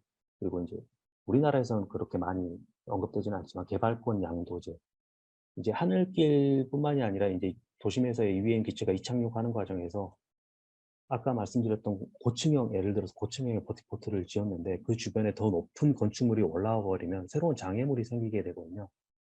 이런 부분에 있어서 현재 상태에서 기존 도심에서 현재 상태에서 가장 높은 건축물의 버티포트를 짓는 어떤 주체가 주변에 이 공중권 에어라이트를 일정 부분 사들여서 주변에 더 높은 건물이 올라가지 않게끔 하는 부분도 충분히 도시 설계 요소로서 고려를 할 수 있지 않겠느냐 라는 생각에서 한번 언급을 드려봤습니다. 다음. 그래서 이제 저희 현대건설에서 이 버티포트를 실제 사례를 어떻게 적용을 했는지 보여드릴 건데요. 먼저 저희 현대건설에서는 이제 버티포트를 단계별로 구축하는 이 방안을 크게 세 가지로 보고 있습니다. 이제 초기에는 아무래도 도심 안에서의 이런 버티포트 부지를 확보하는 게 쉽지 않기 때문에 공공부지나 시설 중심으로 해서 소규모 버티포트를 구축하고 사람들의 대중들의 수용성을 높이는 방향으로 형성될 거라고 보고요. 그 다음에는 이제 도로나 철도와 연계된 모빌리티 허브, 그리고 굉장히 활성화된 고성수기 됐을 때는 이제 주택, 업무, 상업시설에서도 UAM이 활성화될 수 있는 이런 순서로 버티포트가 구축되지 않겠냐라는 생각을 가지고 있습니다. 다음. 그래서 이제 초기 모델이라고 볼 수 있는 두 가지 사례인데요. 좌측에 보이시는 게 이제 영국 코벤트리에서 올해 실증을 했던, 그리고 쇼케이스를 했던 어번 에어포트의 에어원이라는 소형 버티포트의 모델입니다. 아마 초기에는 이제 어차피 UAM 기체가 많이 날아다니지 않을 거기 때문에 기체 한 대 정도가 이착륙할 수 있는 소규모 버티포트가 이런 도심 공공부지에 지어지는 방향으로 진행될 거라고 생각을 하고 있고요. 다음.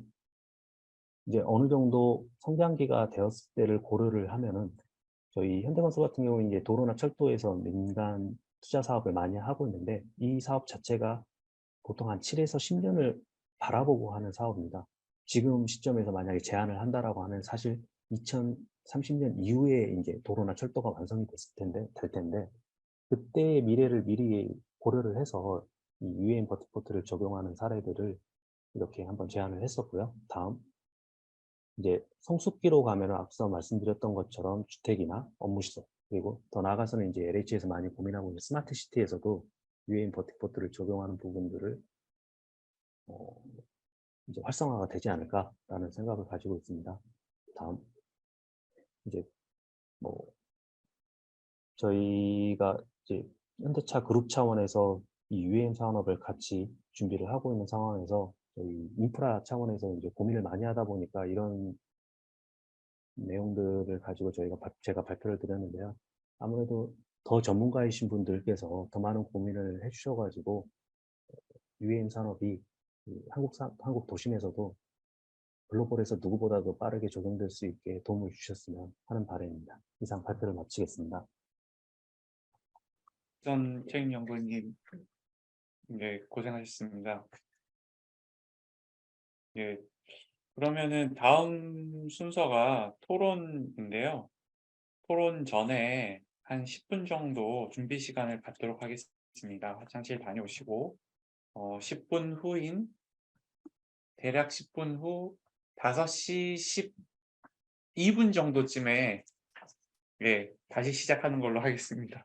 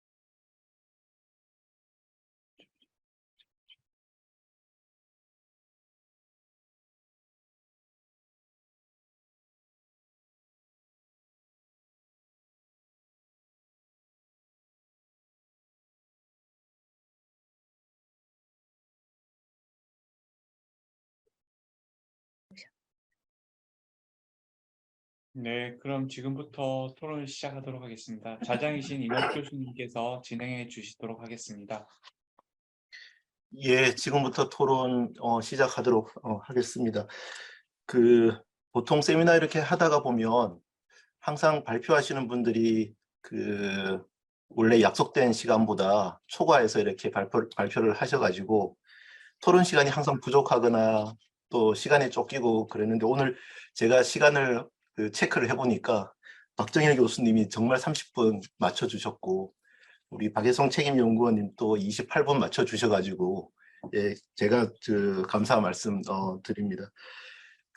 오늘 세미나는 뭐 다들 잘 아시는 것처럼, 또 앞에서 신보선 차장님께서 또 말씀해 주신 것처럼 4차 산업혁명 이라는 큰 이런 어떤 흐름 속에서, 말하자면 우리가 디지털 기술이라고 이야기하는, 첨단 디지털 기술이라고 이야기하는 이런 여러 이제 기술들 간의 융복합, 또 그에 따라서 이제 도시 내에서의 어떤 그런 혁신적인 공간 개발의 방향은 어떠해야 되는지, 그 방향을 모색하는 자리라고 이제 생각됩니다. 그래서 오늘 이제 두 분, 박정일 교수님, 박혜성 책임연구원님 발표를 해주셨는데, 그 공통점은 두 분 모두 4차 산업혁명이라는 것, 그 다음에 도시 공간 구조의 변화라는 것, 뭐 이런 부분을 거시적인 관점, 또 역사적인 그런 흐름 속에서 먼저 짚어주셨고, 그러면서 이제 구체적인 사례라든지, 그 다음에 앞으로 어떻게 나아가야 되는지에 대해서 이제 말씀해 주신 것 같습니다. 그래서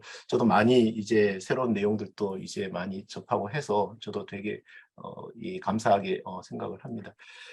저희가 시간이 5시 50분 정도로 이렇게 맞춘다고 하면 시간이 조금 한정돼 있어서 짧게 오늘 토론자분 잠깐 다시 한번 소개해 드리고, 순서는 저희가 토론 두 분은 이제 발표자이시고, 이제 다른 두 분은 이제 토론자이셔서 조용진 사이트랩 대표님, 그 다음에 김영인 차장님께서 먼저 토론 말씀 주시고, 다음에 이제 박정일 교수님, 박혜성 책임연구원님이 답해 주시는, 그 다음에 앞에서 또 말씀 못 하셨던 내용이 있으면 또 추가해서 답하는 시간으로 가지도록 하겠습니다. 그 다음에 우리 신보선 차장님 포함해서 오늘 또 세미나에 참석해 주신 분들, 뭐 질문이나 아니면 의견 또 받도록 하겠습니다.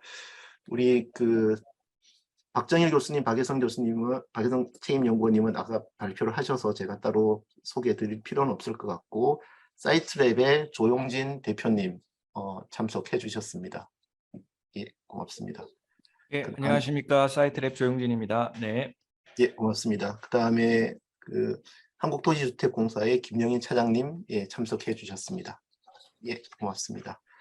자, 그러면 일단 뭐 저는 최대한 말을 조금 줄이고 제가 마지막에 그냥 정리하는 정도로만 잠깐 말씀을 드리는 걸로 하고, 먼저 사이트랩의 조용진 대표님께서 시간은 한 5분? 5분에서 예, 5분 예. 정도로 예, 말씀해 주시면 감사하겠습니다. 예, 교수님, 근데 그 전에 좀 여쭤보고 싶은 게요.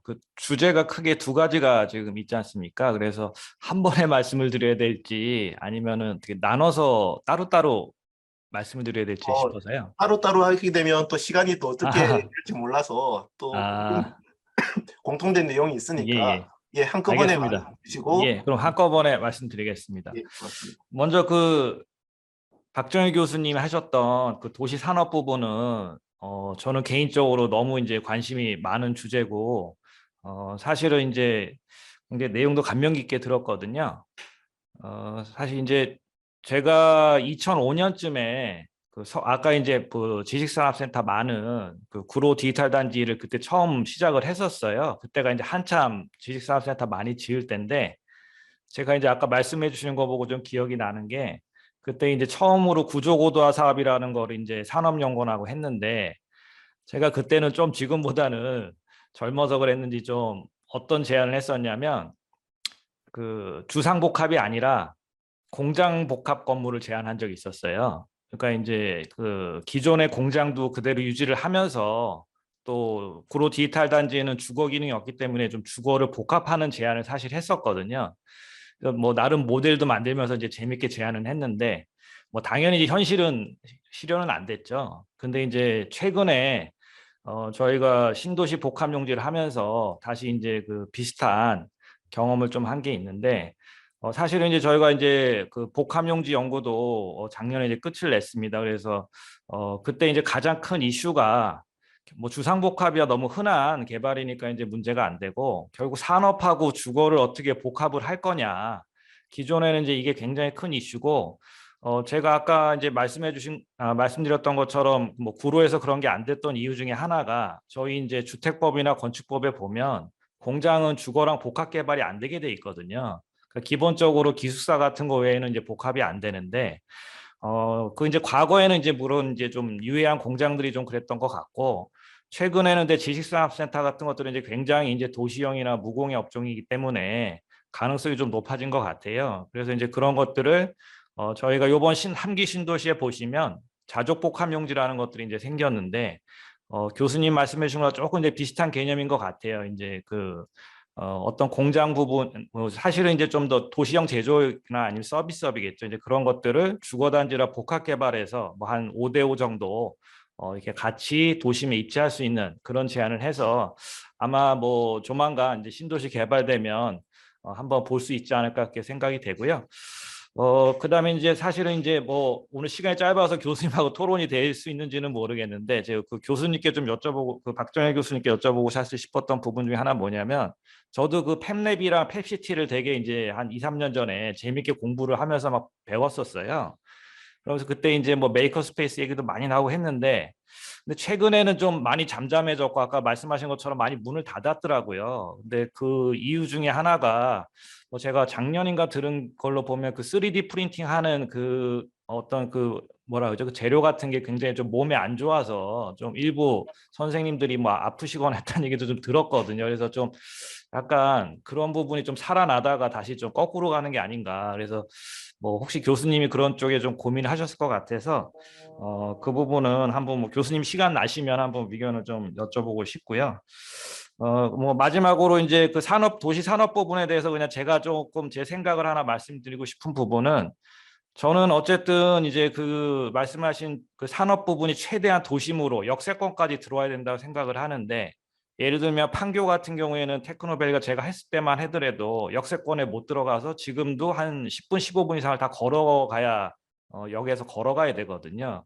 그래서 지금 저희가 그래서 최근 신도시에 다시 시도하고 있는 거는 역세권에다가 그런 지식산업센터를 이제 최대한 붙여서 접근성이 좋게 하는 부분인데, 근데 아직도 이제 그 현장에서 지자체나 이런 부분들 분의 의견은 그런 걸 약간 조금 님비 시설처럼 생각하시는 경향이 있는 것 같아요. 어떤 제조업이 들어간다, 그런 게 도심 그 제일 좋은 자리에 들어간다는 거에 대한 거부감이 좀 아직 현장에 많다라는 게 저희는 문제인 것 같고, 실제 LH의 계획에서도 역세권에는 지식사업센터 허용을 잘 안 하고 외곽에 있는 자족용지에다만 많이 하거든요. 근데 실제로는 그 고밀 그런 어떤 그 근로자들이 있는 지역이 출퇴근이 상당히 어렵기 때문에, 최근에 저희는 계속 그 역세권 한복판에 업무 용지를 하더라도 지식산업센터 허용을 해야 된다고 주장을 하고 있고, 뭐 이런 기회에 같이 좀 그런 것들을 목소리를 많이 해주시면 좀 더 도움이 될 것 같아서 한번 말씀을 드렸습니다.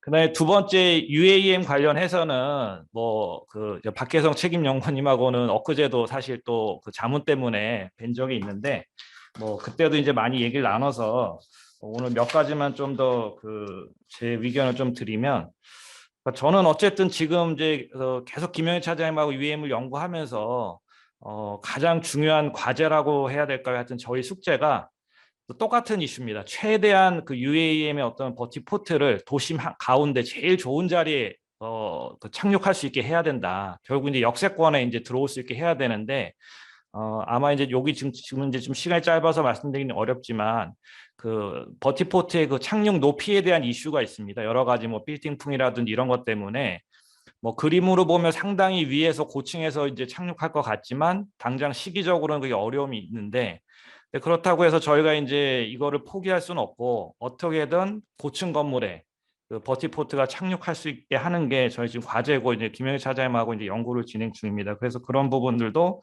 좀 관심을 가져주셨으면 좋겠고, 그 다음에 사실은 아직 이제 UAM하고 도시계획하고 이렇게 아직 접목이 좀 덜 되다 보니까 그 UAM을 어떻게 이제 저희가 이 도시계획 입지나 이런 걸로 이제 할 수 있는 제도들이 아직 좀 덜 돼 있어요. 그래서 사실은 이제 용어도 아직 법제화가 덜 돼 있다 보니까 좀 늦어지고 있는데 제가 좀 우려되는 거는 아까 이제 그 박혜성 연구원님 말씀하신 것처럼 뭐 초기 이제 25년에 처음 이제 시작을 하고 35년이 되면 이제 많은 도시에 들어가야 되는데 아시는 것처럼 저희가 도시 개발이 뭐 1, 2년 사이에 되는 게 아니고 뭐 사업자 공모부터 시작을 하면 뭐 최소 건물이 다 지어지려면 10년 정도 걸립니다.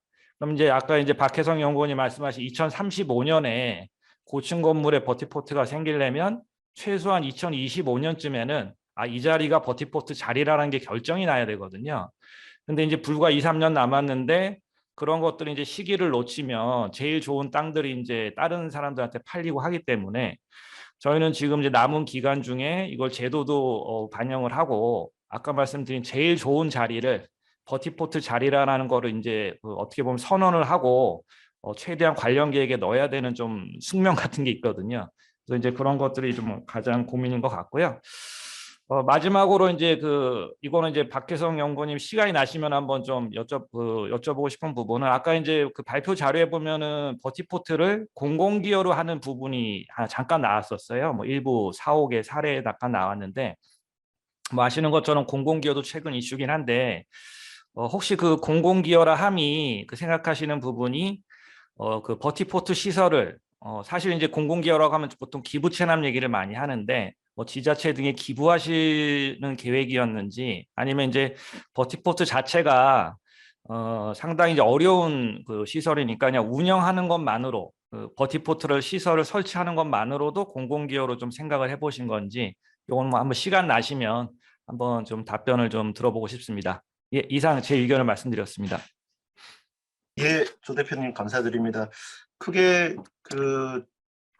저기 박정일 교수님 발표 관련해서는 한 2가지 정도 말씀해 주신 것 같아요. 그러니까 뭐 실무 경험 토대로 해서 산업과 주거 복합 가능성 부분, 그 다음에 이 도시 제조업이 역세권에 들어온다라고 했을 때 여전히 아직까지는 그 현실을 에서 받아들이는 그 인식 문제, 그러니까 이런 부분에 대해서 이제 말씀을 주셨고, 그다음에 우리 박혜성 책임연구원님 발표 주제에 대해서는 뭐 입지 문제라든지 아니면 뭐 높이 관련되는 이슈, 그다음에 결국 뭐 이런 것들이 실제로 이제 현실화되기 위해서는 법적인 제도적인 그런 어떤 장치들이 이제 마련돼야 되는데 도시계획상의 어떤 제도화 문제, 특히 이제 입지 문제 관련해서 주셨고, 그다음 마지막으로는 뭐 재원 조달이나 아니면 공공기여 기부 체납 그 방식이라는 부분에 대해서 조금 더 추가적인 그런 그 답변을 요청을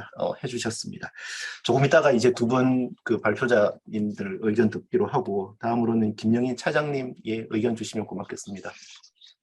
네, 안녕하십니까. 저는 LH 스마트시티 개발단의 김영인 차장입니다. 사실 제가 2가지 주제 다 모두 너무너무 관심이 많은 주제고 많이 연구했던 주제인 것 같습니다. 저는 이제 박사 논문을 쓰면서 창조성에 대한 이제 논문을 2010년에 이제 박사를 받았는데 그때 또 당시에 제가 가장 안타까웠었던 점이 그 서울이든 대도시에 있는 이 일자리 공간들이 거의 사라지면서 다른 일자리 공간이 되는 게 아니라, 그러니까 그 박정일 교수님이 얘기해 주신 것처럼 뭐 디지털 트랜스포메이션이 돼가지고 새로운 산업으로 창조된다는 게 아니라 거의 아파트로 그 개발이 되고 있었거든요. 그건 지금도 마찬가지. 작년에 이제 그 도심복합 관련한 여러 가지 재생 방안에도 중공업 지역까지 이제 주거를 어떻게 공급할 것이냐에 조금 더 초점이 맞춰져 있어서 어떤 산업으로 우리가 그 도시 안에 새로운 일자리들을 창출할 것인가 보다는 어떻게 그 높은 용적률을 활용해 가지고 주택을 더 많이 공급할 수 있을까에 초점이 맞춰져 있었던 것 같아요. 그래서 좀 굉장히 좀 안타깝게 생각을 했었던 점이 있었습니다. 다만 이제 어떤 일들이 있었냐면은 그 서울의 논현동이라던가 전통적인 주택가에서 그 주택들을 이용을 해서 오피스가 들어와서 소호가 된다든지, 그러니까 도시 안에서의 이제 그런 새로운 변화들은 그 발견할 수 있었기 때문에 교수님이 말씀하시던 도시의 재산업화라던가 아니면은 이제 뭐 산업의 올바른 방향인지 모르겠지만 재도시화되는 부분들이 다 일어나는 것들을 사실 목격할 수 있었고, 저희가 그런 부분들을 이용을 해서 이제 계획을 이끌어 나가야 되는 시점이 온 것 같습니다. 그래서 조용진 대표님 말씀해 주셨었던 것처럼 그 사실은 사람들이 일하려고 하는 사람들이 일하기 좋은 곳에 일자리 공간이 있다라고 하면은 역세권 근처에 있다라고 하면 좋은데, 지금은 사실 애석하게도 굉장히 이 토지 이용 그 계획이라던가 이런 제도의 경직성 때문에 복합 건물이 실질적으로 일어나지 않고 있고, 또 직주 근접이라고 하더라도 굉장히 또 그 주거 공간에 대해서도 뭐 바닥 난방을 하면 안 된다든지, 뭐 가스를 쓰면 안 된다든지, 아니면은 뭐 욕조가 있으면 안 된다든지, 그냥 단순히 잠만 자는 공간을 이제 결합을 시켜주면서 오히려 사실은 젊은 친구들이라던가 이런 혁신 인재들이 기피하는 공간으로 만들어가고 있거든요. 사실 저 지금 이런 얘기 해도 되겠나 모르겠지만 진주에서 살고 있는데, 사람들이 이제 그 산다고 하는 게 짧은 인생인데 좀 즐겁게 살아야 되는데 그 강요를 하는 거죠. 그냥 잠자리 좁고 비 안 오고 안 추우니까 그냥 살아라. 그래서 저도 처음에는 굉장히 그냥 조그만 그 이불이랑 베개랑 침대랑만 가지고서는 화장품 몇 개 들고 와 가지고 살고 있었는데, 어느 날 생각해 보니까 이건 사는 게 아니고 견디고 있더라고요. 근데 지금 도심에서 우리가 젊은 친구들한테 주는 주거 공간들이, 아니면 다른 사람들이 살고 있는 주거 공간들이 과연 행복하게 살기 위해서 사는 곳인지 아니면 다 견디라고 하고 있는 것인지, 그런 삶에 대한 좀 어떻게 살아야 그들에게 좋은 삶의 공간을 줄 수 있고 좋은 일자리 공간을 줄 수 있는지에 대해서 고민을 해봐야 될 것 같고, 그게 사람들이 원하는 방향에 대한 미래에 대한 그 요구 조건이기 때문에 우리가 제도적으로 그 부분을 만들어주는데 좀 신경을 써야 될 것 같다라는 생각이 듭니다.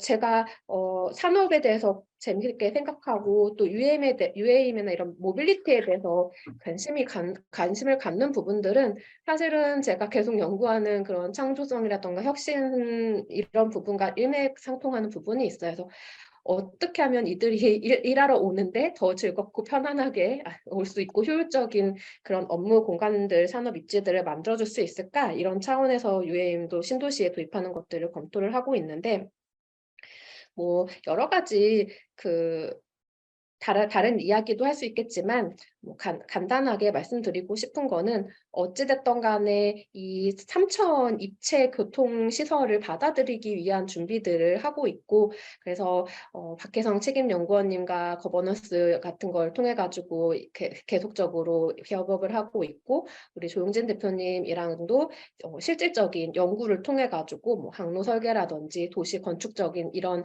그 어떤 복합 건물로 할지 어떤 규모로 할지, 그다음에 뭐 수요는 어떻게 하고 이런 건물들에 대한 기술적인 사항들이 정말 가능한지, 이착륙을 할 수 있는지 아니면 빌딩풍 때문에 안 되는지, 이런 부분까지 세세하게 지금 연구를 하고 있는데, 이런 사실은 것들을 받아둘 수 있는 제도가 부족한 게 사실이고, 다행인 거는 정부에서도 아까 말씀하셨듯이 모빌리티 혁신 로드맵을 통해서 이런 미래 모빌리티들을 받아들이기 위한 제도를 만드는 제도 개선 TF를 만드시겠다라고 이제 시작을 되었습니다. 그래서 UAM 법에도 UAM의 버티포트 사업이라는 그 정의를 통해 가지고 복합화해서 버티포트들을 조심하게 할 수 있는 법과 그다음에 사업 방식에 대한 것들 그런 방식들 이런 것들을 이제 근거로 만드는 법을 지금 입법을 해서 상정은 했는데 국회가 또 난리가 났죠. 그래서 그런 부분들이 있고, 네, 모빌리티 관련해서도 저희들이 그 제대로 돌아가는 제도가 만들어질 수 있도록 기업 그다음에 학계 잘 협업해가지고 반영될 수 있도록 노력하도록 하겠습니다. 이런 때, 이런 좀 중요한 때에 설계학회에서도 미래 도시에 대해서 관심을 가져주시고 또 세미나를 통해서 소통할 수 있는 기회를 주셔서 감사드립니다. 앞으로 더 열심히 일해야겠다는 생각이 듭니다. 예, 차장님 감사드립니다. 그 일자리 공간 관련해서 즐겁고 정말 그 즐겁게 일하고 즐겁게 살 수 있는 그런 일자리 공간 말씀해 주셨는데, 사실 제가 시간이 되면 저도 이제 그 말할 수 있는 시간이 되면 말씀드리려고 했던 부분이 그 일자리 관련되는 일자리 공간, 일자리 관련되는 부분이었는데 그 부분을 또 짚어 주신 것 같습니다. 그 다음에 그 앞에 조용진 대표님 말씀 주신 것처럼 결국에는 현실에서 이게 실현되기 위해서는 이제 제도화가 돼야 되는 문제. 그래서 제도화에 이제 조금 더 많은 관심이 필요하다. 말하자면 저희가 보통 보면은 그 뭐 사회학이나 이쪽에서 이제 문화 지체라는 그런 컬처럴 렉이라는 그 개념이 있는데 항상 보면은 기술이 먼저 나가고 그다음 제도는 따라가기 급급한 그래서 어떻게 보면은 뭐 제도적 지체, 제도 지체라고 뭐 새롭게 이름을 붙이려면 붙일 수도 이제 있을 것 같습니다. 그 제도화 문제에 대해서 그 잘 지적을 해주셨습니다. 그러면은 우리 박정일 교수님부터 먼저 그러면은 그 말씀 주시고 바로 이어서 박혜성 책임연구원님 답변 듣도록 하겠습니다. 예, 두 분 의견 정말 저도 많이 공감하고 그런 부분들이 사실 저도 잘 아는 건 아니고 좀 풀어나가야 될 과제라고 좀 생각됩니다. 먼저는 아까 조영진 대표님께서 주거와 산업복합 이 부분을 말씀해 주시는데 오늘 김영인 차장님도 이제 일자리 공간과 이제 우리 주거 공간의 이제 이 복합 이것들을 같이 말씀해 주셔가지고 말씀 좀 드리면은 사실 이게 저도 이제 그 뒤쪽 부분에서 이제 어떤 도시 산업 공간을 위한 제도, 그다음에 설계 기법 이런 것들을 이야기했는데 제도가 못 따라가는 것들은 분명히 우리가 좀 다시 이렇게 변화시켜야 되고, 그다음에 기법들도 사실 이제 제도나 기법들 하면 우리나라의 오래된 이름 뭐라고 해야 되지? 습관인 것 같은데 해외 사례 조사에서 그대로 따라하는 게 좀 많은 것 같습니다. 그래서 저도 해외 사례 소개하는 것들 물론 보고 참고해야 되는 건 맞지만 저도 이제 그런 것들을 이제 그것들 그냥 가져와 가지고 하는 것 좀 아닌 것 같다라는 생각이 들고, 우리 한국의 현실에 맞게 그런 것들을 좀 이제 우리나라도 그런 것들을 만들어내는 스스로 만들어내는 어떤 시대에 와 있다고 생각이 많이 들거든요. 그래서 그런 측면에서 이런 뭐 분명히 이게 또 수요가 있으면 이제 공공에서는 이런 것들을 이제 용령 쳐가지고 만들 건데, 제발 저는 전문가들한테 안 맡겼으면 좋겠다. 뭐 저도 어떻게 보면 전문가 그룹으로 분류될 건데, 이게 실제 거기 일하는 사람들, 그리고 거기 사시는 분들의 이야기들을 좀 들어봐야 된다라는 생각이 많이 듭니다. 그래서 이 이제 네이버가 이제 얼마 전에 새로운 사옥을 만들지 않습니까? 그래서 저도 몇 번 가보고 아주 재밌더라고요, 거기가. 근데 또 재밌는 것은 거기 사옥을 만들 때 뭐 로봇이나 이것도 있지만 거기서 일하는 사원들의 어떤 이 수요들, 그런 것들을 많이 의견을 참조해가지고 사옥을 만들었다고 합니다. 그래서 우리가 이제 산업 공간들을 만드는데 그 산업 공간들은 거기서 이제 운영할 기업들의 요구도 필요하지만 거기서 또 실제 일할 사람들, 거기가 바로 일자리이면서 또 생활 공간이 되는 거 아닙니까? 그래서 그런 사람들, 일하는 사람들의 수요가 뭔가, 특히 젊은 사람들이 이제 있을 거니까 그런 사람들의 수요들을 조사해서 그것들을 계획 기법으로 제도로 만드는 것들이 필요한 시기다라는 생각이 많이 듭니다. 그리고 이제 입지가 중요합니다. 그래서 입지가 그 산업의 입지가 중요한데 물론 산업 측면에서는 이제 도시 안으로 들어온다는 그 자체만으로도 도시 입지가라는 것들이 이루어지지만 도시 내에서도 이제 아주 중심적인 아까 역세권을 말씀하셨는데 어디에 입지하는가 도시 내부에서도 아주 중요한 것 같습니다. 근데 이것도 역시 인식의 문제인 것 같다는 생각이 듭니다. 그러니까 뭐 공공이라든지 아니면 일반 시민들은 공장이라는 그 개념 자체가 일단은 좀 부정적인 이미지를 너무 많이 가져온다. 그래서 예전에는 우리가 공단이라고 불렀지 않습니까? 산업단지도. 그래서 산업단지로 이름을 바꿨는데 공장은 일단 공해를 일으키고 하는 그런 부정적 이미지가 여전히 많다. 그런데 짚는 것은 뭐, 그 뭐지? 네이버도 그린 팩토리라는 이름 쓰고 팩토리 쓰는데 팩토리는 그냥 괜찮은데 공장은 여전히 부정적 이미지가 좀 많은 것 같고 그런 측면에서 이제 아까 제가 소개드렸던 샌프란시스코 같은 경우에 PDR 자체가 그것은 PDR이라는 주는 그게 어떤 공장, 산업이 주는 그 어떤 부정적 이미지를 많이 개선시키는데도 좀 효과적이었다고 하더라고요. 그래서 어떤 용어의 문제 그리고 실제로 사람들이 내 옆에 사실 지식산업센터, 공장 이런 것들이 있는 것이 오염시키지 않는 공장들이 있고 거기가 일자리로서 이제 여러 가지 이 쾌적한 환경들을 만들어낸다는 것을 이제 느끼기 시작하면 이 이미지가 많이 개선될 거라고 생각됩니다.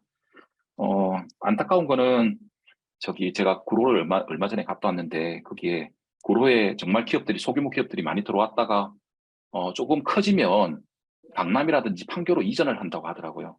왜 이전하느냐 하니까 구로가 주는 이미지가 기업한테 별로 안 좋다고 그래서 이전을 한다고 합니다. 그래서 구로는 참 이렇게 소규모 기업들의 인큐베이터의 역할들을 참 하는데 그 장소가 주는 이미지는 여전히 이제 기업들에게 좋지 못하구나. 그래서 우리가 이제 어떤 도시 산업 공간을 개발할 때 그 장소가 주는 장소성들도 함께 같이 개발할 필요가 있다라는 생각이 많이 들었습니다.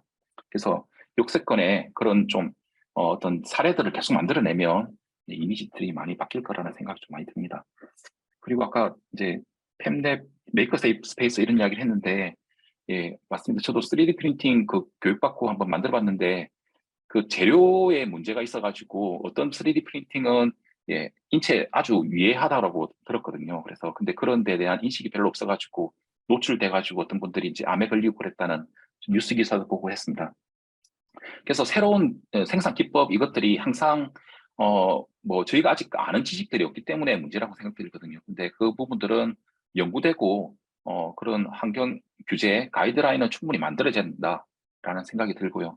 그래서 팹랩이 없어지고 그 메이커 스페이스가 없어진 거는 사실 그런 문제는 아닌 것 같고 이제 조금 서울시에서 좀 지원을 안 해주고 또는 이제 중앙정부에서 그 지벨리에 있는 그 경우에는 원래 이제 거기가 공업 용지인데 원래 그 메이커 스페이스로 들어갈 수 없다고 합니다. 그런데 이제 중앙정부들이 여러 부처들이 이제 하다 보니까 이제 결국은 들어가서 지금 4년 동안 운영되었고 근데 그 4년 동안에 지원들이 중앙정부의 지원들이 이제 끊김으로 인해서 없어진다고 합니다. 그래서 이런 것들이 결국은 이제 정책하고 이제 지원 문제와 연관돼 있는 것이 뭐 이렇게 3D 프린팅 생산 방식 때문에 없어지는 것은 아닌 거로 저는 파악하고 있습니다. 저는 이 정도로 좀 하겠습니다. 예, 박 교수님 감사드립니다. 그럼 바로 이어서 박혜성 책임연구원님. 네. 김영인 차장님 말씀하시는 거 듣다가 잠깐 끊겨가지고 뒷부분을 제가 잘 못 들었어가지고 나중에 한번 다시 알려주시면 제가 답변을 드리고요. 먼저 사이트랩의 조용진 대표님께서 말씀 주셨던 게 이제 크게 이제 버테포트는 어찌됐든 3기 신도시에서 가장 좋은 입지에 들어가야 된다. 하지만 고민이 가장 큰 부분이 엊그저께도 이제 같이 얘기를 나누긴 했었는데 과연 높이 기준을 어디로 맞춰야 될 거냐에 대한 부분에 대한 고민을 정말 많이 하시더라고요. 사실 이 부분은 저희 같은 경우에는 아직까지 그렇게 고민을 하지 않았던 부분. 왜냐하면 이제 그게 공역이라든지 기체 항로 부분과 그리고 주변 지역과의 관계를 모두 고려해야 되는 상황이다 보니까 저희들은 아직까지 고민을 하지 않고, 만약에 이제 고민을 시공사 측면에서 들어간다고 하면은 죄송합니다. 저희 회사가 불이 꺼져 버려가지고 냉철하게 꺼버려가지고 회사가. 근데 빨리 이제 퇴근하셔야 되라는 네. 좋은 회사입니다. 아닙니다. 그 빌딩품과 관련된 부분들은 저희도 이제 저희 연구소에서 자체적으로 보유하고 있는 풍선 실험이라든지 이런 부분들을 활용을 해서 추후에 한번 검토를 할 거고, 이런 부분이 좀 늦은 피드백이 될 것 같기도 한데요. 이런 부분에 있어서 높이가 얼마만큼 적정할지에 대한 고민을 나중에 한번 같이 고민해 볼 수 있는 기회를 가졌으면 하고요. 그리고 이제 실제로 이제 공공기업 부분을 저한테 여쭤봤는데, 아마 저희 그 보여드렸던 부분이 이제 빵빵 금융그룹이라고 돼 있는데, 사실은 하나금융그룹 청라 사옥에 저희가 작년에 입찰을 들어갔을 때 제가 이제 제안했던 내용이고, 이제 잘 돼서 저희가 이제 저희 회사가 시공을 하게 되는데요. 거기에서 제안했던 내용은 사실은 하나금융그룹의 본사가 을지로에 있습니다. 근데 이제 청라 쪽에 데이터 센터도 짓고 하면서 사옥도 옮기면서 보니까 위치가 너무 좋은 거예요. 아라뱃길 아래에 있습니다. 공항 찍고 하나금융 청라 사옥 찍고 을지로 가기까지가 너무 루트가 좋아서 이렇게 사옥이 분리되어 있는 금융그룹 같은 경우에 뭐 지금 뭐 화상회의나 이런 것들도 많이 있다고 하지만, 주요 뭐 경영층이나 임원들이 이동을 해야 되는 임직원들이 이동을 하는 경우에 UAM을 이용할 수 있는 아주 위치적인 요건이 너무 좋다 해서 이제 제안을 했었고, 사실은 이제 거기에 실제로 구현이 될지는 아직은 정해진 바가 없지만, 그거는 순수하게 이제 기업의 직원들만 이용하는 포트였어요. 근데 저희가 공공기여를 얘기를 했던 게, 만약에 저게 직원만 이용을 하는 게 아니라 그 주변 지역에 있는 일반 시민들에게까지도 오픈할 수 있는 여지가 있는 시설이 될 거고, 그렇게 되면 이제 도시계획 시설과도 이제 중복 결정이라든지 이런 부분들도 같이 고민하게 될 텐데, 그런 경우에 이제 민간 기업에서 혹은 민간의 건축주가 이런 부지를 제공을 했을 때 너무 좋은 입지다. 근데 그게 민간 기업이야. 그렇다고 해서 멀쩡한 건물을 공공에서 수용을 해서 버티포트를 지을 수는 없지 않습니까?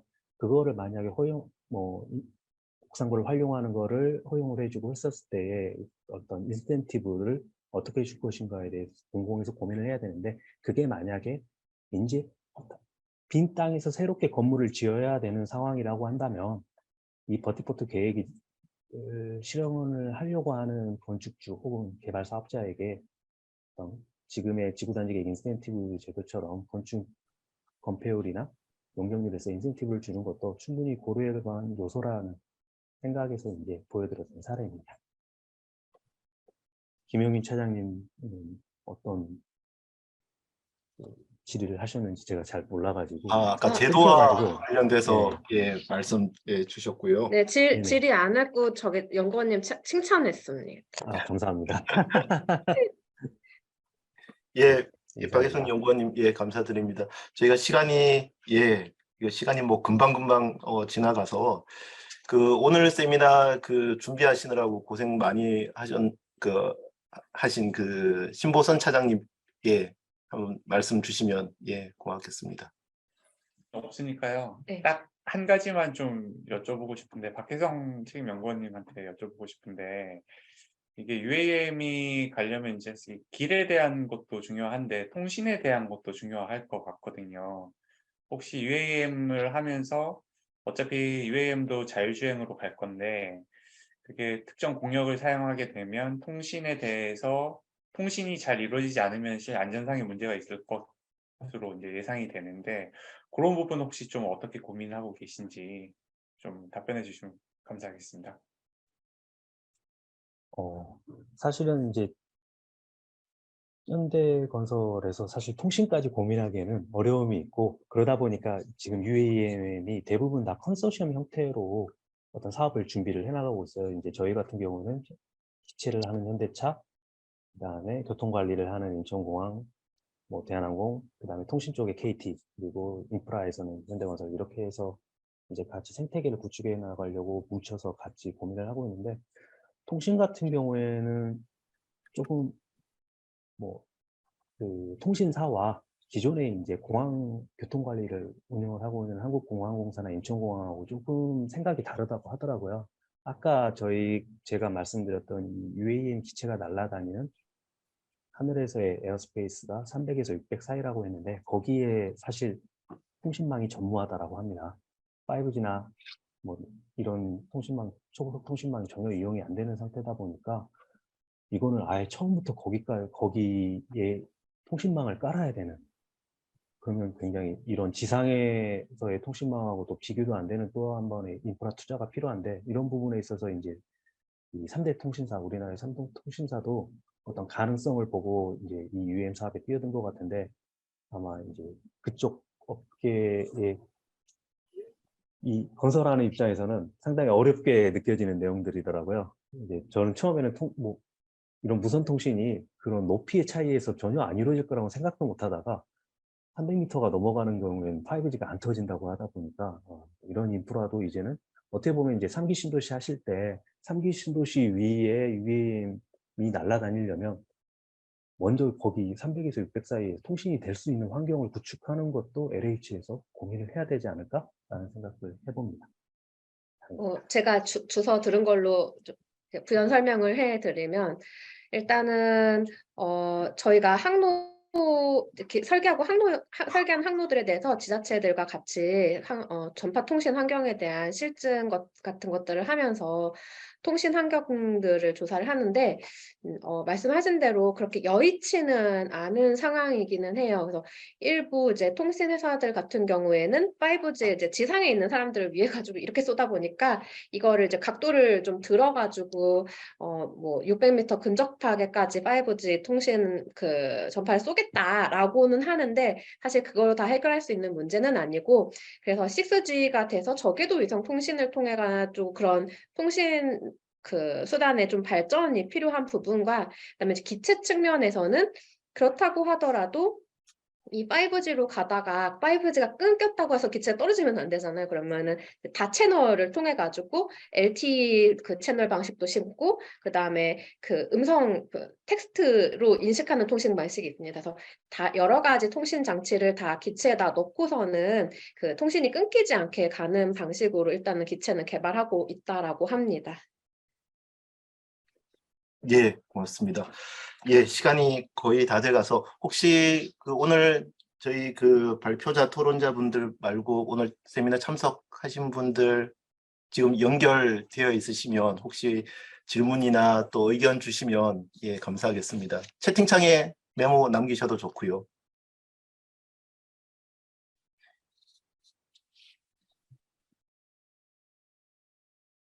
예, 말씀이 없으셔서 제가 특별한 의견은 없는 것으로 알고 마무리 할까 합니다. 앞에서 두 분 발표자님, 그 다음에 또 조용진 대표님, 또 김영인 차장님 좋은 말씀 해주셔서 제가 그냥 한 가지만 조금 더 덧붙이면, 아까 김영인 차장님 이제 일자리 공간 말씀을 하셨는데, 저는 자주 하는 이야기가, 사람에 조금 다시 관심을 조금 기울여야 되지 않을까. 그러니까 뭐냐면, 우리가 지금까지 생각도 사실은 산업에 초점 맞춰 있고, 모든 법이라든지 제도도 산업에 초점이 맞춰져 있는데, 사실 산업이라는 것은 무엇을 생산하는가, 그러니까 그 생산품, 에 초점이 맞춰져 있는 뭐 그런 이제 분류 체계라고 이제 볼 수가 있습니다. 우리가 뭐 반도체 산업을 이야기하고 로봇을 이야기를 하고 3D 프린팅을 이야기하고 뭐 금융이 됐던 이런 것들이 다 이제 사실은 무엇을 생산하는가에 초점이 있는 건데, 사실은 4차 산업혁명과 관련되는 그런 여러 기술이라든지 관련되는 일이라는 것이 사실은 산업보다는 오히려 직업, 일자리에 사실은 초점이 있는 게 사실이기도 합니다.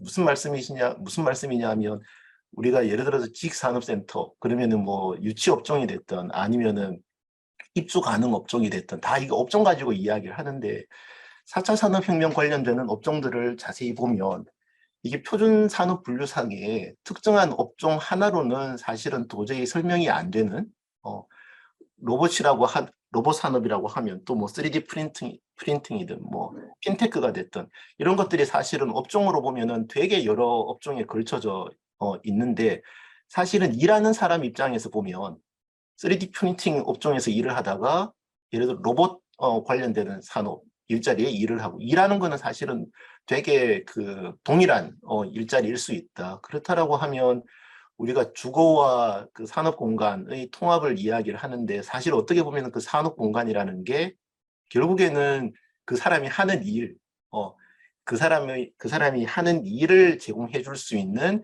그런 일자리가 그 공간에 있느냐라는 부분이 되게 중요한 것 같아요. 그래서 이게 뭐 법이라는 게 또 제도라는 것이 하루아침에 바꿔질 수는 없는 부분이기는 하지만 사람이 하는 일자리. 그래서 아까 제가 김영인 차장님이 일자리라는 말씀을 주셨을 때 저도 되게 이렇게 조금 반갑게 들었던 게 그런 쪽으로 조금 관심의 초점을 옮겨갈 필요가 있지 않는가 뭐 그런 생각들을 늘 해왔었는데 또 마침 오늘 이제 미래도시 이야기하면서도 또 생각이 나서 또 제가 한마디 덧붙였습니다. 지금 이제 5시 52분인데 그 아까 김우수 차장이 50분이라고 말씀을 해주셨는데 뭐 제가 크게 약속을 어긴 것 같지는 않습니다. 예, 오늘 세미나 그 두 분 발표자님 또 토론 두 분 수고 많이 해주셨고 또 특히 그 김영인 차장님 그다음에 오늘 또 행사 준비하시느라고 고생 많이 하신 신보선 차장님한테 다시 한번 감사 드리면서 오늘 세미나 마치도록 하겠습니다. 예, 고맙습니다. 네, 모두 감사합니다. 감사합니다. 고맙습니다. 수고하셨습니다. 시간 잘 네. 보내십시오.